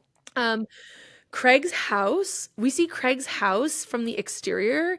And while it's like this basic black and white kind of vibe that everyone's been doing, it's like the new farmhouse, like shiplap style home. The gardens are truly beautiful. Oh, yeah, They're his like house is lush. great. They're growing. The gardens look so gorgeous. And so I was so impressed. I wanted to give a Bravo moment to Craig's garden. Oh, I want to give a Bravo moment to his house, period. Like, that pool is no short of probably 100K or more. And, like, that's such a great area. Like, he's in Mount Pleasant. That house was not always white. He rehabbed the whole thing, like, top to bottom. I think he put a new kitchen in it. I feel like he's been in a couple magazines, I want to say. Like, and I know he does his pillow shoots, like, for, like, the brand at his house, too, I believe. So, Smart. why not? You know, like, Yeah. get it. It looks Yeah, great. exactly. Love It's the just shifting bookkeeping. money around too. That's genius. I love that. Yeah. And Madison comes to visit. I'm like, we're getting good. We're not being shoved with the new characters right off the bat. We're getting our favorites. Madison comes to visit. He asks if he can touch her belly, which I thought was so modern and respectful. Loved that. I I like didn't their know that.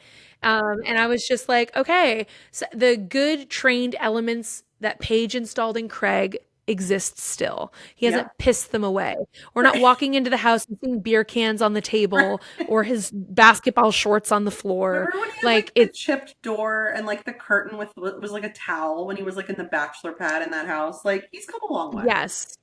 I'll never forget that stuff. Waking up at 2 p.m. to someone calling him and asking if he wants to go out for more drinks. Like, I remember he used to have a personal assistant, Anna Hayward, who would, like, come over and, like, clean up his trash. I'm like, oh, okay. sad. Now he has a housekeeper. Yeah. Okay. Thank God. Thank God he has some money now. If Because you aren't gonna yeah, clean he it, that's needed fine. it. Like, at least you're taking care of it in some capacity. Like, it's getting done. Well, we get a confessional moment when he's sitting and talking with Madison, and Craig says, I was betrayed by Oh, the God. person I trusted most in the world. We had our whole future planned. I actually And then wrote that Craig down gets as a a hell no. Using the word betrayed, being the victim. I'm like, betrayed. I'm total like, victim. Then we get this really flattering montage for Craig where he's saying he didn't deserve the villain edit in her story. And then we see all this montage of Paige talking shit. all the clips of And Summer it's like- House. Oh, Yeah, it's just like Chef's kiss. I was like, of course he's gonna get all this on his own show. It's amazing.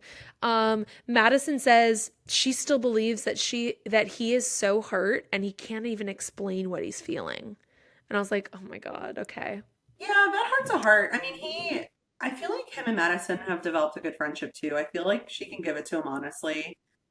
I mean, I don't know. We all are seeing things from different lenses to be like, okay, well, Paige wanted to do her thing. Maybe he was holding her back.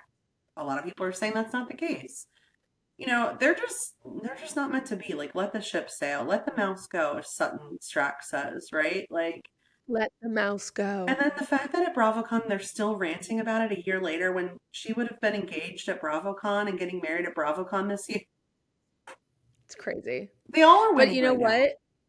Yeah, and I'm surprised that like the stuff with Craig's new relationships didn't take off more. We do then venture into Mhm. that conversation with Madison, and they start talking about Natalie Buffett. And Craig says he was so lonely, he just rushed into the next thing with the first woman he talked to because he didn't know what to do.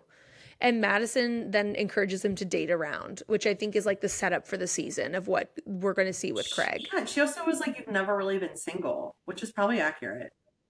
No, it She's is. like, These guys don't go to therapy. They don't do any like shadow work or reflection on their relationships. They just go out, drink, and meet another I hot mean, thing. Madison saying date two girls at the same time.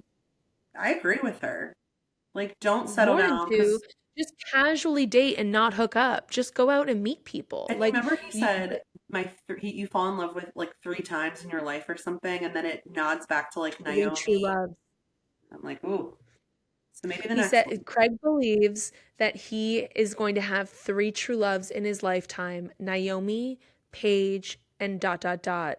And he is worried that he's aged out of it, which is so crazy. But like, okay, we've heard the female aging story a million times on Bravo and like coping with, am I having kids? Am I not having kids? Am I freezing my eggs? Am I going to do this on my own? Like Lala. We've seen it a million ways on Bravo. This might be the first time a man's talking about like his fears of not finding the one, but it's not direct. So that's why I don't think Craig has actually done any of the work and is ready for the one. I still don't think he's ready. I don't either. And so Craig and I are friends on TikTok. Okay, hi Craig. Okay. Hi, I Craig. I made a TikTok saying who I feel like Craig should be with, and he messaged me and was like, "That video was really cute.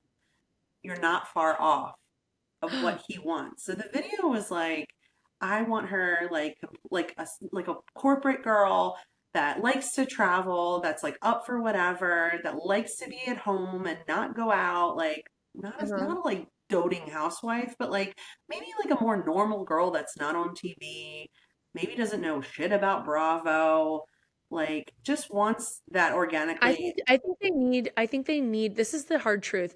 I think if you're a Bravo celebrity, you do need someone who's familiar with what you do. You need someone who's going to be able to accept the lifestyle that you're in. I I would think agree that with this that. like I think this whole like pretending you're not a Bravoholic Yeah. is so toxic You and and Janet weird. from the Valley.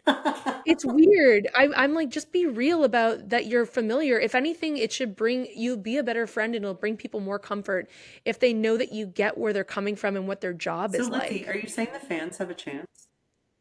I think the fans should have like the best chance. But I think there's a fine line. I think it's Yeah. like the fans that like and watch the shows but aren't necessarily like commentating online and giving really and bullying and Okay, so giving not hard us. opinions on people. Like there's Yeah, not mega we're not fans. bullying. We're sharing an opinion and we're talking about it. I think I'd have a really hard time with the men on Bravo, having a relationship with the men Oh on my God, Bravo I because could I think a never. lot of them just aren't healthy. But like, I think that there's a world. I think the chance of a successful relationship is someone who's familiar with the type of work they're in, just like any other relationship. It's like And dating so, an yeah, athlete. Craig could be with like a businesswoman. Craig could be with someone who's independent and has their own thing going on, but then like loves to travel, but then also like doesn't have the desire to be on TV and compete. But then I don't know what Craig's life would be like on the show. Craig has to be No, okay stepping away from the show. he could easily step away from the show. He's got so many investments. He's starting a production company and getting into acting now. He's starting a I'm really wedding curious. venue. I'm really curious what that's gonna look like. I can't wait. I know. Starting a wedding venue. Like there is this place called Butcher and Bee, which is like a pizza place, and he changed it in this huge wedding venue. Like I don't care what he does, even if he's not on the show, he's going to be an investor. Does his lawyer thing, Do you whatever. think he could step away? I He don't could think he step could step away. away. I think he could. Okay. Does he Okay. want to? Probably not. Maybe. No, I don't know. Maybe in a few years when this thing runs its course. I think when he meets the lady, Okay. truly, The right lady. Okay. and is Okay. like, Dad, just turns into, I think he's going to get married really quickly. Yeah, these guys they turn the cab light on. Well, and it's also like that pressure. His brother just got married last summer. There's a little bit of Okay. that.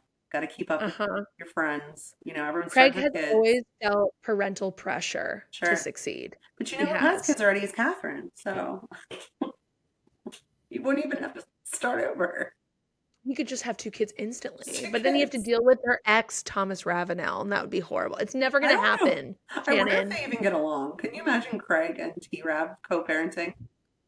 It's never going to happen. No. That would be a Bravo show on its own. And Q God, and that'd I be Love so Moms. I Love Moms is going to happen. Everyone stay tuned for our new pilot, I It's Love gonna Moms. happen.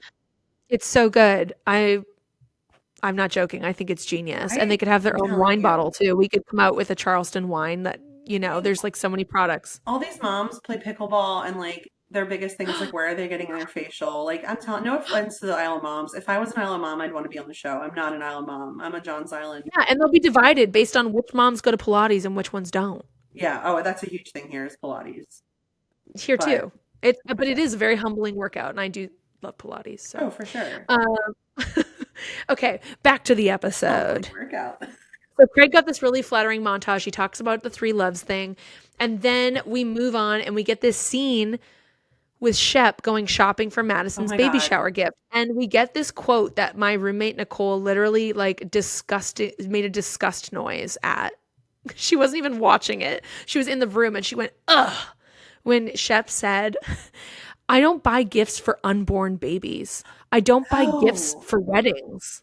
And I said, what? And then thank God Austin showed up. I was like, what is that? I don't you buy hear the gifts for woman- unborn babies. The woman in the store called him awkward. I started laughing so hard because he's like looking around like he has no idea what to do, what to buy. They're like, can we help? And he's like, I'm just gonna look. And they're like, this is so awkward.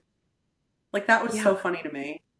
Bravo moment. Yeah, if you don't buy gifts, it surprised me that like Shep wouldn't just go up to the woman at the counter and be like, can you grab me a couple gifts for a baby that's about to be born? He seems like that kind of guy. I was not really shocked that Shep was cheap. But the fact that it was like said on camera and came out because he wouldn't pay $150 for a rocking chair or whatever that was, that little like birth thing. And you were splitting it with someone else. So like essentially $75 like for a baby. Wait, that is not is that really much. cheap. Insane to me. Like they have a lot of money. They just get paid tons of money at BravoCon, like thousands of dollars. And he's still Yeah. wearing shirts from season 3. Oh my God. You're so right. Like, Shep, you're wearing the same suit, the same burgundy suit. I just that thought you he was wore. lazy. I just thought he was so lazy. Oh, I But think he he's is lazy as cheap. hell, but I think He's he's old cheap money too. cheap. I mean, and it's also like you're on camera, and like I'm not saying you need to go out and spend like thousands of dollars and all of that, but like a teddy bear, that's what you came up with. Well, and he could also totally like pay a stylist to, like $2,500, like get a cheap Charleston stylist Madison to does. just pull some outfits for him. You know what I Madison mean? has a stylist that brings a wardrobe to her house. Then I don't have to Exactly. think. Here are my sizes. Take care of me. Exactly. I'm just surprised. And he could even work that into his deal on the show. Like the show could pay for that. I mean, easily. But yeah, him Shep, being cheap if did you're not seeing surprise this me. video on if you're seeing this video on TikTok right now, Shep, just get the stylist and bill production. What are you doing? I feel like Okay. Shep doesn't even get on TikTok. He probably is like, oh, if it's not on You're right. Patreon or X. Craig, show this video to Yeah, Shep. Craig, Shep, come get on. a stylist. What are you doing? Right? Help Okay, a boy out. Great. Great. Okay, so thank God Austin shows up because Austin actually puts thought and care into things and apparently does buy gifts because he recalls this moment a few reunions ago where Madison was talking about her grandfather Teddy I see this giant teddy bear and he's like, this is a great gift. Because let's be honest, Madison's the woman that has everything. She doesn't need gifts at the baby shower, but it's nipple cream is nice. what she So said. the fact that he got this giant, beautiful luxury teddy bear with a pink bow and like is referencing her grandfather is just like a really sweet gift. Yeah. You know, did they have to throw it on the ground when they got to the party? Oh my God. No. Also, the book that he bought that was like There Are Worse Moms Than You, that was kind of cute. That was hilarious. That was a really Shep's funny a book gift. guy, so that did not surprise me that he got a book. I don't know if you caught this. Austin said that he was getting pressure between him and Audrey on like their relationship, and that people keep asking like, "Hey, when are you moving in? When are you doing all of this?" He made a comment that I wrote down. It says he hasn't talked about kids with her. But last season, do you remember when she went to his parents' house and they were talking about kids with his parents, saying she wants like 4 or 6 or some odd crazy number of children. I'm like, you have talked about kids. He doesn't.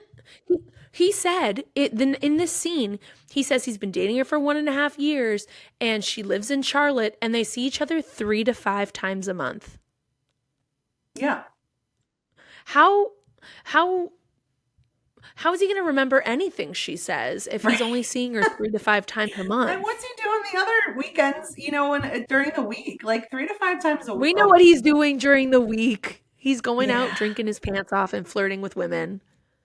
He might not be going home with them. She could be his excuse to not be going home with them. And this could be like a weird transitional period for him where he feels like he's following the course of life he's supposed to follow, but he's still getting to have his cake and almost eat it too because he's not sleeping around, but his ego's still being stroked because he gets to go out and party with women, but be like, I have a girlfriend, so we can't sleep together, even though you want to sleep with me. I don't know. I feel like when Madison called him on the phone on the way over and like in the very beginning, and she's like, "Hey, girl." Yeah, I love that. Their friendship is hey, so girl, funny how's it to me. going? Hey, girl. He is a girl. They're all girls. They're all girls. Yeah. It's just Real Housewives of So Charleston. I thought that was really cute. And then I have another Bravo moment that's popped up. And I put, here we go. The boys are talking about Craig and how Craig is doing shots again. And I put, if there's one thing Austin and Shep love to bond over, it's judging Craig. It is. And I love that he's coming back. I'm sorry. I like a mess. I do too. And especially, I do too. Not like I need Craig to be like, go off the rails like Adderall Craig, but like, no. I want to see him like not be perfect anymore. Like, I want to see him make mistakes. I want to see him date around. I want to see him get messy. So does Shep and Austin. They're so excited to see Craig come back. Like, at the root, this is who you really are. You are not this person. And that's why they struggle. That's what they said all last season. Yeah. All last season, Shep was like, you're not Mr. Perfect. And Austin was like, I miss my drinking friend. And like, that was literally their narrative the whole season. And now this season, they're getting exactly what they want. So they're going to be thrilled. And then it's funny because Craig's going to give them exactly what they want. And then they're going to talk shit about Craig and say how, like, what is Craig doing? Craig is such a mess. And they're still going to talk shit. So it's going to be awesome for us. I can't wait. Well, they talk about how in 2024, Craig told Austin he was struggling with being an alcoholic and how he was angry when he drank and he was trying not to do it anymore. And Shep says he wanted to let Shep tells Austin that that was Craig's way of letting Austin know that it was bigger than just their relationship. Does that make sense? Yeah. Yep. Shep was like, I thought that was kind of intuitive of Shep, honestly. I wasn't expecting, it made me think about it. I was like, oh, so that conversation on the beach between Austin and Craig, where Craig opened up and is like, I've been struggling with alcohol. That's why I'm distancing myself. That's why X, Y, and Z. And then Shep says to Austin in this moment, while they're shopping for baby stuff, that was his way of telling him that there was something bigger than their relationship that was getting in the way. I think that was like a pretty decent, like you said, into it. Like, I think that was great. Isn't it a good interpretation? I didn't think of it like that, but that kind of was what he was doing. But I don't know how serious Craig was about it because I don't know. Look how quickly he's reverted. Yeah. He's like, well, fuck that. He's like, oh, well, that was all for Paige, so I'm done now. Right? Oh, well, the real Craig. Let's have fun. Well, okay, Venita is also shopping at Hill House. Have you been to Hill House before? I have not been to that one. I shop online, but I thought it was interesting. They shop there, tried on stuff, and then they didn't wear either outfit. Yeah, that is But it's a that cute is store, interesting. and they have great stuff, and they both look good in what they had on. So I'm here for that. And I do love their friendship. That's my Bravo. I think, they did that whole like montage of like off season and how they really hung out. And to be completely honest, I don't know if they're friends now. And then you Well, notice, I think Venita is very much somebody that like if you show her your colors, she's not going to forget them. We saw that with JT. And so basically, speaking of JT, this whole relationship between the two of them started because Sally never trusted JT and helped Venita coming out of their relationship. And Venita opens up and says that in New York, JT came to her hotel room and stayed there until like 5:30 in the morning. And so she hoped that they were going to date after that point, but he blocked her. I know, And so Sally kept checking in on her and yeah. calling her, and now they're besties. And Sally is such a fox brunette. Like, I don't know who Mhm. read her colors for her, but like, read my colors next, please, I know. because God, she looks I'm so incredible. inclined to go dark now because of like reddish brown. Like that's my You natural. should go dark. Do You're very it. inspiring me. You're like, I don't look like her at all. She's literal goals, but You should do it. I mean, I don't know, get your colors red. Have I you do. done I that need to. I before? need to chat GPT this. I'm sure she No, don't did. chat GPT it. There's Right. these little salons you go to, and they'll like hold the colors up to your face, Oh, and they show you what is most flattering on you. They tell you what glasses frames, what jewelry, everything, I need this. necklines are most flattering, and then they give you like a report when you leave. Some of my girlfriends have done it. I need You get a this. report when you leave, and it tells you all the things. So when you're shopping, you make sure it is in this guide, So and then it's going to be the most you're flattering. saying when I went up to Terry Dubrow at BravoCon at the Gay Pride panel, when I said, "Can you fix me from here down to my knees?" That's not how I should do this. Because I was like, Terry Terry, can he help literally though. looked at He me like, can "You're help. insane." He's like, "You're nuts." I'm like, Terry "No, help Terry me." can help, but Terry I could. don't you think it's so interesting that Terry and Heather Dubrow have been on TikTok live like selling products Oh all my the time, God. like QVC? Yeah, what is that? The only person that can sell They must QVC be is making Stacey money if Rush. they're doing it, but like I see it and I cringe and I just keep Yeah, scrolling. it's like Metacube and like skin. I'm like, this. They don't need this. I know. I'm like, how much money does he make? Isn't he making enough money right now at I the mean, the maybe they're just royalties like, on how much TikTok money is not can we much. have? Swipe up, I link in don't know. bio. Terry's People are QVC crazy. shop. I'm like, don't you just want to relax on the couch? Like watch Bravo? Why are Right. you out here selling Metacube? Right. They need a hobby. They're empty nesters. Yeah, you know what? And they're both so like A-type and they're such hustlers. They're Oh yeah. probably just like honestly, this probably gets them horny. Right. They're probably like This never is gonna see this, but if like we do, we QVC love you. style sales. And they're like, babe, we made 5 grand today. They probably shag. We Like sold that's gonna do 16 it. Korean skincare products. It's really great. I love Korean Love skincare, that for so I'm not them. I gonna love our knock them for tangents. it. That's what being a Bravoholic is all So I about. need And to if get your my brain colors can't red, keep is up what with you're it, saying. this isn't the show for you. Right. I need my colors red. Okay, so I thought that was really great. I love that their friendship has blossomed. I want to see true, authentic friendships on this show. So I thought this was a really settling, promising setup for the season when I saw this shopping scene and their history over the last year. We obviously Yeah. know it doesn't necessarily end that way in this episode, but whatever. Um, Patricia is hosting the baby shower, and honestly, thank God, I want all of the parties at Pat's. That's what I All wrote. of them. Pat's parties. No other house. And Corey shows up, and we were Oh, talking earlier about how much we love Winter House and Summer House, and I am not surprised Corey's made an appearance. I knew Craig was setting Corey up from Winter House days to be on the show. I knew Craig was coaching him to get into a relationship with someone like a Sam, to like build his clout in the Bravoverse. I do think there's a place in this universe for Corey. I think he's so icky and cringy. He's literally the frat boy with horrible fashion choices like a Shep, oh, so bad. but because he's tall and he has like a big dick, he has tons of confidence and he like flirts His really well anaconda. and he has like he has like the dick to back it up, so he like is okay wearing the stupid glasses or the weird haircut or like the too tight skinny jeans. I don't He's know. like- It's a lot. He's like down southwest Wilson, but like West actually can dress. Yeah, you're right. Yeah. But he's taller. Yeah. I'd much rather West than Corey Kiefer, though. I feel like Corey Kiefer has probably banged half of Charleston. I also, the optics of it, I wrote this down too. In reality, is he really even friends with Madison to be at the baby shower? Probably not. But we needed somebody to be like, oh, this Madison's is my bar baby buddy. shower. Madison's baby shower deserves drama. That's what she loves. Does. So why didn't you come at me, Venita? If bringing Corey to the baby shower helps with some kind of drama, I know Madison is happy that he's there. I know production is too. And I will say the other thing, Venita starts, at the top of that baby shower, basically like, I'm not going to talk to him. Like she already made it very clear. She's like, I'm not making a scene here. But then she also calls him a little bitch, and I cackled so hard. I'm sorry. Yeah, it was so funny. Venita's. In a minute, I'll get into like Venita's weird thing about confrontation because we'll talk about it in 1 second. But before we do, I want to kick off a brand new segment. And now it's time for Patricia's Principles of Presentation. How to act like a Southern lady. She's insane.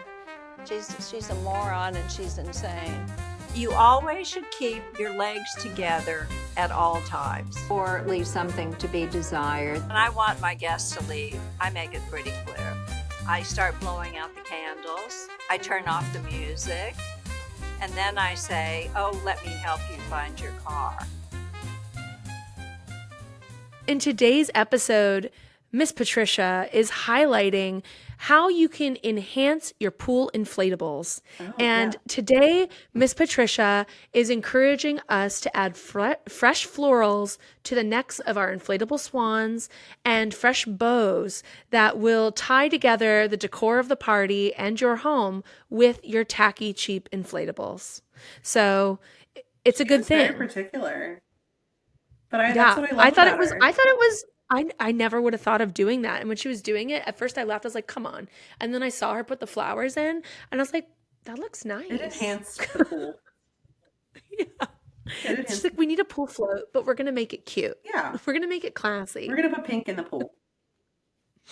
Yeah. I think, what was it? Madison was like, keep the pink umbrellas, or somebody would commented about keeping the pink umbrellas. The house is pink, so it would look great.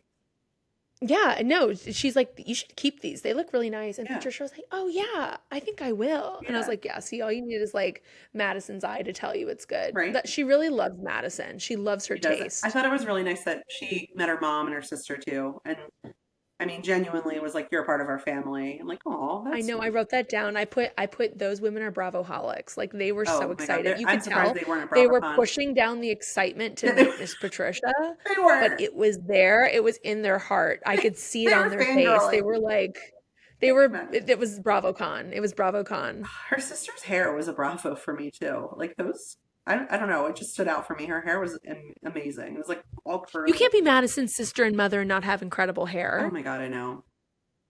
You can't. How about the moment where Whitney gets a confessional moment passing judgment on Craig's homemade gift? Oh, with his porn stash? Yeah. And he's like, and then Craig says I thought it Austin was and so Shep were sweet. incredibly supportive during his breakup. And I was like, oh, of course they were. They wanted Craig back, you know? Yeah. And he says it's cool to hang out with his friends again. And I put that never had to stop Craig. No. You could have hung out with your friends, but he really made this divide for himself with Paige for some reason. He wanted to keep her in Mount Pleasant, and that's it. Makes no sense. Yeah. You want to trap Rapunzel in the tower? Yeah. A kept woman. It She's made like, no I want sense to go me. out. But I was like, Craig, you could have hung out with your friends, unless she really was judgmental. I don't know, but he's trying to paint that picture. He's trying to like light brushstrokes on the canvas of the season, like, oh, I get to see my friends again. Maybe he's one It's of those so guys that nice. just doesn't integrate their relationships with their friends well. Like he Yeah, has to pick that's one or gotta the be other. it. which is some people struggle Yeah. with that. I don't get it, I mean, but not for me, for sure. I've seen it. Yeah, Yeah. I guess I've seen it. Yeah. Well, I was like, that was what Austin was saying all last season, was that he missed Craig. Yeah. So I thought it was really funny that now Craig's like, oh, it's nice to see Right. them again. Now you miss your friend. So Venita and Leva arrive, and Craig rolls his eyes, and Venita's terrified, and she's terrified of this confrontation with Craig happening. And I'm like, why is she on this reality show again? Yeah, she's like, he's gonna yell at me. He doesn't want to get yelled at. And then he's yelled at everybody. He's yelled at everybody. It's a rite of passage. Rodrigo tells Craig to go say hi to Venita.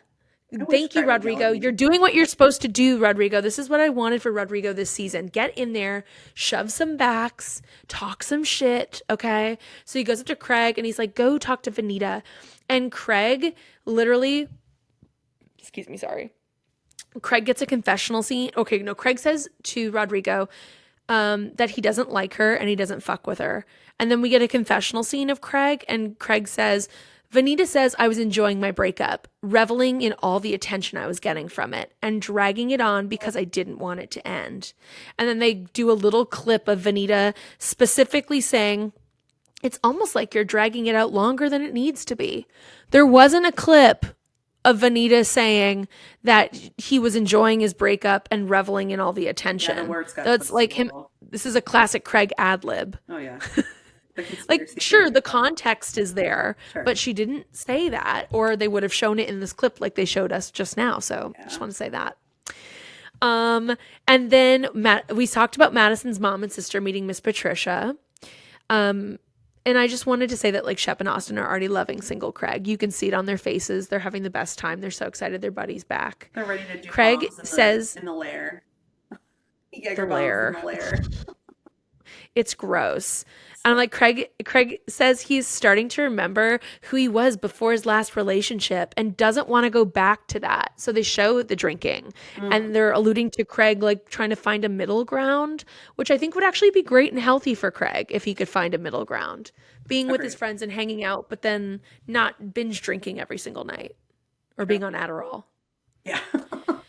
And then Sally and Rodrigo were talking on the other side of the lawn about how good Craig's hair is, and God bless him. His hair is so good. Sally's crush is evident. He does get blowouts. Just saying. Yeah, you can tell. His He's got BravoCon hair. Yeah. Oh, well, that Yeah. was the Tracy May lounge he had done. I don't think people Oh, like he that did. one. That's good to know. Yeah. He was a Tresemme, like Lisa Barlow was there. Who else was there? I saw a bunch of people getting Tresemme hair. Yeah, Oh, Lisa there was a Ariana. couple. I got a really Ariana good Maddox? serum from them. They like gave free samples, and I love it because the Mhm. hair was so bad because of the rain. I'm like, this actually saved my life. Oh, that's awesome. Yeah. Okay, great. Yeah. Well, the gays are doing it. Rodrigo is turning the drama out at this party. He's trying to help Sally navigate this conversation between Venita and Craig. They're going back and forth. They're consulting each other. And this is what I want to see from Rodrigo. I really, he's engaged. His partner's bopping around the party too, but I need him to get into the mess and into the drama if he's going to be on this show. And so far, it's looking promising. And then we get a side characters flirting alert. That's right. Molly and Corey are at the bar and they are chatting it up. And she tells Corey that she plays a miniature tuba. And then we get a Molly confessional scene where she's like, Corey is a huge flirt. He's hot in a fuckboy way. And then Corey literally goes to her on camera. This guy is shameless and that's his game. He like wants to push his limits to see if the girl's like into him in that way. And he's also being really direct too, but it's flirty, but it's like kind of icky. Like if a guy said this to me, I'd be and he was dressed the way Corey's dressed, I'd be icked out. For it. He was, yeah. Oh no, she loves the attention. She's it. like, oh, I'm like, Molly, no. Oh, I'm He screaming literally at the TV goes, saying, don't do it, Molly. Don't do it. Don't fall. I It's a know. trap." We're all like, please, Molly, no. He literally goes, when I come over to your house tonight, are you going to play the trumpet or the trombone? Like he doesn't even get the instrument right. He's not listening to her. Nope. And then Molly goes, I'm going to make you hold my snake. Oh, that was the word. And then Corey says, that's not going to happen, but you can hold Oh, my mine. snake. This was my phase. Ugh. I mean, I couldn't believe it was happening. She was having the best time too. She was, all while missing her band concert. Oh my God. That was what I was going to say. She was having such a good time that she was supposed to be there 15 minutes ago, and then she started crying. And then he told her to calm down and walked away. She is definitely an emotional crier, drunk. I know, but like after all that, after like pretty much inviting yourself to her house, she becomes upset about something. Like she lost track of time because she was enjoying her time with you. Yeah. And your response to her, Calm her down. emotion is like calm down and walking away. Yeah, no. It was an amazing scene. It was, and I an really amazing truly think scene. she did have that band concert. I think she double dipped her schedule. And probably didn't She- plan on getting yeah. that hammered because she was throwing him back. I know. I think she literally was enjoying her time, didn't think she was going to be there that long. It probably started way later than it was supposed to because everyone was getting their blowouts. And Yeah. she's just like a rookie making rookie mistakes. Like she shouldn't have been booking anything that day. Yeah, and fell in love with a snake. Or production did it knowing she was going to fuck it up Ooh, and possibly. there was going to be drama. That's Like probably the more likely. production could have double booked her. Ooh, shady. But yeah, that could happen. Oh my God. But like at the end of the day, did she really care? Or maybe she was just drunk and started crying. Like, I mean, because she was slamming him back. I don't They know. were cutting to her going like, There's a meme now. It's like drinking at BravoCon, and it's like her slamming the whatever they were drinking. Oh yeah. Once you go to Miss Patricia's, is they're really leaving? Like you can't. You got to stay the whole night. It just gets better every hour. like, clear my Every hour it schedule. just gets. Get me in there. Yeah, please I sign wanna me go. up. I wanna want to see go. it. Let's I wanna go. Drink at the Lair. I don't know if I want to drink at the Lair. will. You know I'll what drink comes at the if you Lair. drink. I'm not If you doing drink at the anything at the Lair. Lair, But they you've probably got to have some do really good something at bourbon. the. If you go to the Lair and you drink at the Lair, you have to do something in the Lair. Oh, I'm sure. Have you ever watched It's Always Sunny in Philadelphia? Yeah. It's the implication. Yeah. It's in the It's implication. in the implication. I bet you Whitney It's has his horrible. own dentist system too. He definitely has a Whitney system. He has a Whitney system. But I What feel like is there okay is. for next episode? For next episode, we're gonna break down the Whitney system. Oh my What's God. the abbreviation for the Whitney system? Can you imagine? It's gonna be hilarious. I think Okay, that sounds great. He would probably appreciate it. I think you would. Yeah. Madison starts poking Craig about Sally.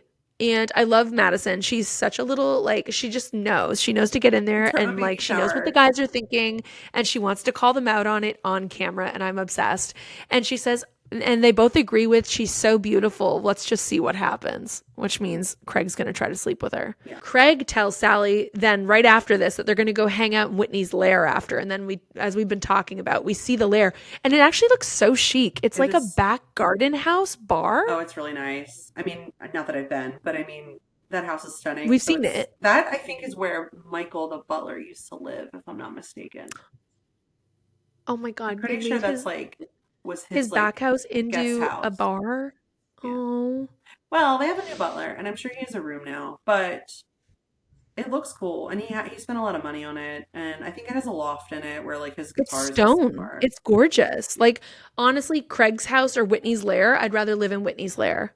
Me too. I've heard stories about people that have been there though. So What? Just binge drinking and hooking up in the bathroom? What? No phones are allowed in there.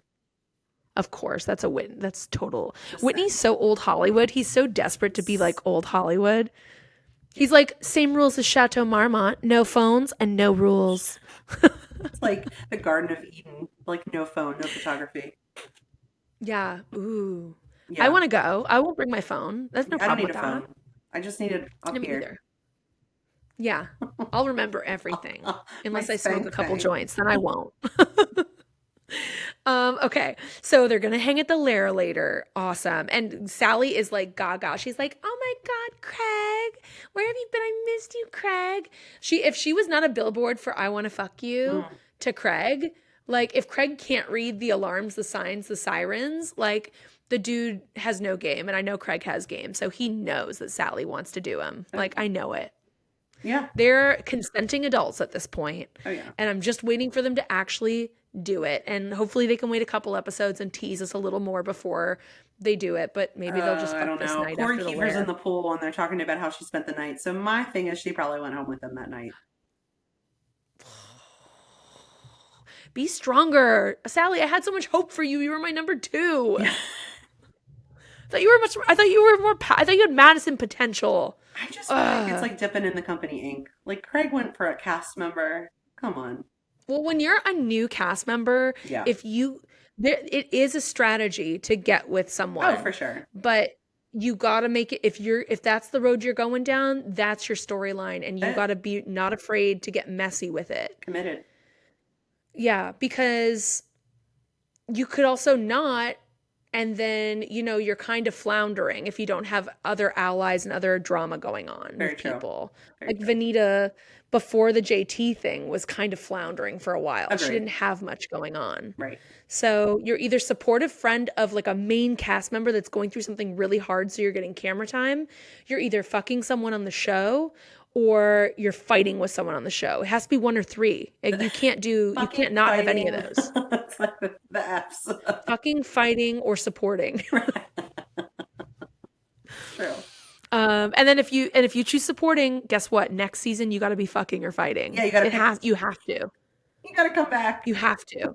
This is just rules. These are the rules. I didn't make this up. We didn't make this up. This is just rules. Okay, so we're already excited to find out what happens between the two of them.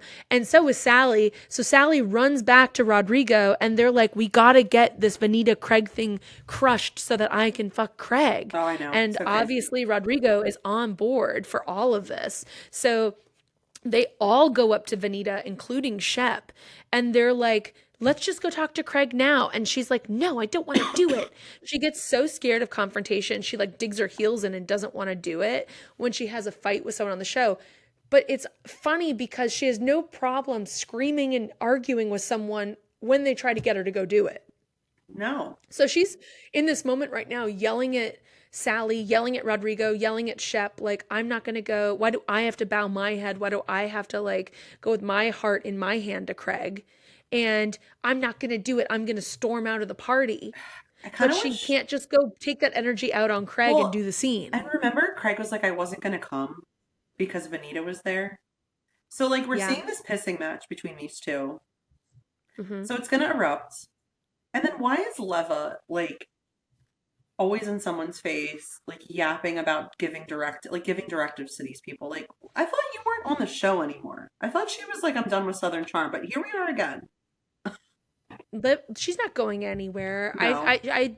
She really hangs out with these people. I think she really likes the drama. Oh yeah. And I don't think Leva's ever going anywhere. Mm-hmm. And I don't think she can help herself. I think Leva genuinely is that person that is like direct and thinks she has the best take on it and wants to share her opinion. No, I agree. And so just jumps in and says things. I think she really is that. I don't think this is performative. I think it's pretty consistent for her. I agree. I agree. But I just don't think people ever want to hear it. So they're like, Leva, go away. Imagine the timing. Like, you just went from supporting your friend from a breakup, right? So Salley supporting Venita essentially for so long. And almost it seemed like Venita was like kind of annoyed that Salley was giving her all that attention. To now, Salley wants to basically like bang the guy that you're beefing with. And you have to make up with him real quick so you guys can like, you can have a seal of approval. Ooh. I kind of love it. Oh, I do too. Like as a bystander, I'm like, Salley, you're a genius. Oh yeah. Like, this is a genius character move for the show. The fact that you befriended Venita all off season and like made her feel better. And then in the pilot episode, the person that she like says she doesn't like and that he embarrassed her on Watch What Happens Live by saying he'd never associate with her, that you're like, you're going to go sleep with him now. Like, honestly, genius. Messy. So good. It's kind of this alone from this part of the season, like kicking it off, is solidifying Sally's part for years to come. I don't think she's going to go very far. Oh, she's in. She's locked and loaded now. I mean, she's in. It's giving Madison. It's like, I think Madison was smart and clever enough to see this show and go, I could do this job. Yeah. And then talk Patricia into getting her on the show, and then literally play with like a cat with a mouse with Austin until he embarrasses himself on camera, gets caught with 2 women. Then she capitalizes on all of that in the reunion before Ariana Madix ever did it. Yeah. Madison was doing it. Yeah. And now it's she's like, playing a whole other, I just think, realm with befriending him and kikiing with him, and they're better than ever as friends, and people love to see that too. So it's like, yeah, I literally Sally's saw this potential in her eye last year when she was sitting by the pool with Paige and was able to just like keep up with Paige and talk with Paige and captivate their attention. I was like, Sally's here. oh yeah. I didn't like the way she was introduced to the show, but I'm excited. I So don't this either, is 'cause great. This I is feel like great. if she wasn't on Southern Hospitality, that would have probably helped her a little bit. But I think people are like, oh, this Yeah. is really clear that she's just trying to be on TV, but she's good TV. She's good TV. She'll be fine. Yeah. And everyone will forget about it. Just like fan it. Fan it will always be the number one Janet that we're making fun of for being a fan. I don't think like Sally has that stink on her like Janet does. Yeah. Like they really, yeah. Okay. So we have this moment where Craig pulls Madison aside and on camera gives her a gift, and Patricia in the background's like, it's so tacky that they're doing the gifts over there on the sidewalk. And I'm going to insult Craig a little bit here. This baby gift quilt thing is horrible. I have only ever sewn one quilt in my life. I made a quilt for my grandma for Christmas one year. She taught me how to sew. I thought it'd be a wonderful present to show her like the skills. And this quilt that he's giving to Madison doesn't have any interfacing or lining. It's literally just fabric sewn together. And like on the back side of it, you can see the stitches. It's like a pillow. It was like a half-finished project. I really think that like it's still old Craig. Craig hasn't gotten better. He still bites off more than he can chew. He still wants to be something that he's not because he's juggling too much. Aww. And this quilt wasn't a real quilt. And for him to be working in the home space, selling pillows and candles, he should know what a quilt looks like. He should know it has interfacing and there's a backside to it. He should have just stuck with a pillow. Or a sewing down south gift card. I know. Or just like, God bless him. Hire someone else to do it and say you did it. Go like with 3 people with Austin and freaking Shep and split that teddy bear. Shep wants the discount. The $350 teddy bear. Shep needs to save money. Shep needs the Venmo. He'd much rather have given $50. For real though. Like, I don't know. I was just like, ooh, and they got a very flattering camera angle of it. There was only one shot I saw the backside and how it was unfinished and raw. And I was just like, you can't even use this on anything. You can't put, what is this? A sheet, a baby? Maybe it's, I don't know what you could use it for. No, it had raw edges on the other side. It would scratch the seams would scratch the baby. I don't know. I was like kind of bummed. I was like, Craig, what is this? It's like a napkin flapping in the wind. A bandana. So that was my hell no moment on Craig's quilt. It wasn't good at all. But maybe he did that on purpose because his other gifts were failures and they made like such good camera time. Yeah. Penelope got that. And no one called him out on it this season. Yeah. Oh. Anyway. Hot mess. Don't get quilts from Craig, okay, you guys? Don't do it. We're not quilting down south. Yeah, we're not quilting down south. To the pillows. So then they have Madison sit and everyone brings her their gifts. And I think the only one that's really worth noting, I mean, Shep's book was cute. You're right. It was a really cute title.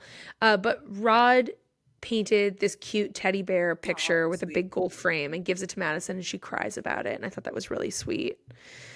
And I know. And then we see more of the group talking to Venita, and finally Venita like storms out. Her dress was gorgeous though. She looked great. Like that little feather sequiny short dress was cute. Super cute. They all dress And then really Venita well. gets a confessional and she like takes a real jab at Sally. She says, I guess Sally's a girl's girl until a man is involved. Oh, I love it. And I was like, ooh, what a great way to end the episode. So great. No, I'm excited to see what's going to happen next. I mean, I feel like I literally live for this show because it's just so good, and it's going to. It's so good. I haven't watched What Happens yet. I assume one of them was on after the episode, right? Oh, I haven't watched yet. Or are they still taking a break from BravoCon? Well, no, I lied. I think they did the Christmas Watch What Happens live from BravoCon. last night. Oh, well, I need to watch that. Did you go to that? I did not go to that. I literally day 3, I'm dead. So there was no way I'm doing Christmas on a Sunday evening when I have to go to work the next day. But it looked like a lot of fun. I know Lisa Barlow was a huge performer and she lost her voice. So I'm actually kind of curious to see how that turned out. Because she couldn't talk at all at the Salt Lake City panel. But she was supposed to sing like Away in a Manger and stuff like that. So I would have loved to hear Lisa Barlow sing Away in a Manger. I did a TikTok a couple months ago. At the panel, her and Brittany Bateman had like a sing off, and Brittany Bateman is insane singer, so amazing. Yes. She won. Yeah. Did you ever watch the Mistletones? No. In honor of us putting up some Christmas decor this week, you guys, I want all of you, when you're putting up your trees, pulling out the boxes, pour yourself a tall glass of wine and cue up Tori Spelling and Tia Mowry's The Mistletones. I believe it's a 2012 movie that came out, made for TV, and it stars Brittany Bateman as the Gretchen Wieners type to the Tori Spelling Mean Girl in a rival a cappella Christmas movie. I love that, like the IMDb. It's incredible. I love it. It's incredible. And it's like, I'll never forget when Brittany first started on the show and I queued that movie up to watch it regularly and I saw Brittany in the movie. Like, I can't describe to you what my brain did. It did backflips. I was like, is that Brittany Bateman? She can do no wrong. And it was. I'm going to love it. And we know she's a great singer. I'm going to text you after and be like, that was amazing. I already know I'm going to like it. It's on my docket. Yeah, please do. And hopefully next year at BravoCon, we have media credentials and the pods visiting, and we can just go to all these fun events and celebrate with the other Bravoholics that are in attendance. It's amazing. You have to do it. Highly recommend. We have to get you there. Yes. Well, thank you so much for being on the podcast today, Shannon. We talked for like 2 hours about all this good stuff, and honestly, I can't wait for more. This is going to be a great season. Thank you so much for having me. And if you're ever in Charleston, say hi. I can't wait. I plan to be. I come just for oysters. I love oysters in Charleston. Oh, the best. Tell our listeners where they can find you. So I'm on TikTok and Instagram. I don't really do Facebook, but I'm on there too. But CharlestonBravoholic is my handle. So follow her there. Her TikTok takes and her like live news from Charleston is so worth it. Pretty raw. It's not sugar-coated. So welcome to the party. No, that's what we like. Yeah. We don't want sugar-coated. It's so boring. Ooh, boring. Okay, well, thanks for being on the show today. And thanks for attending this week's meeting of Bravoholics Anonymous. As always, keep your champagne cold and your taglines iconic.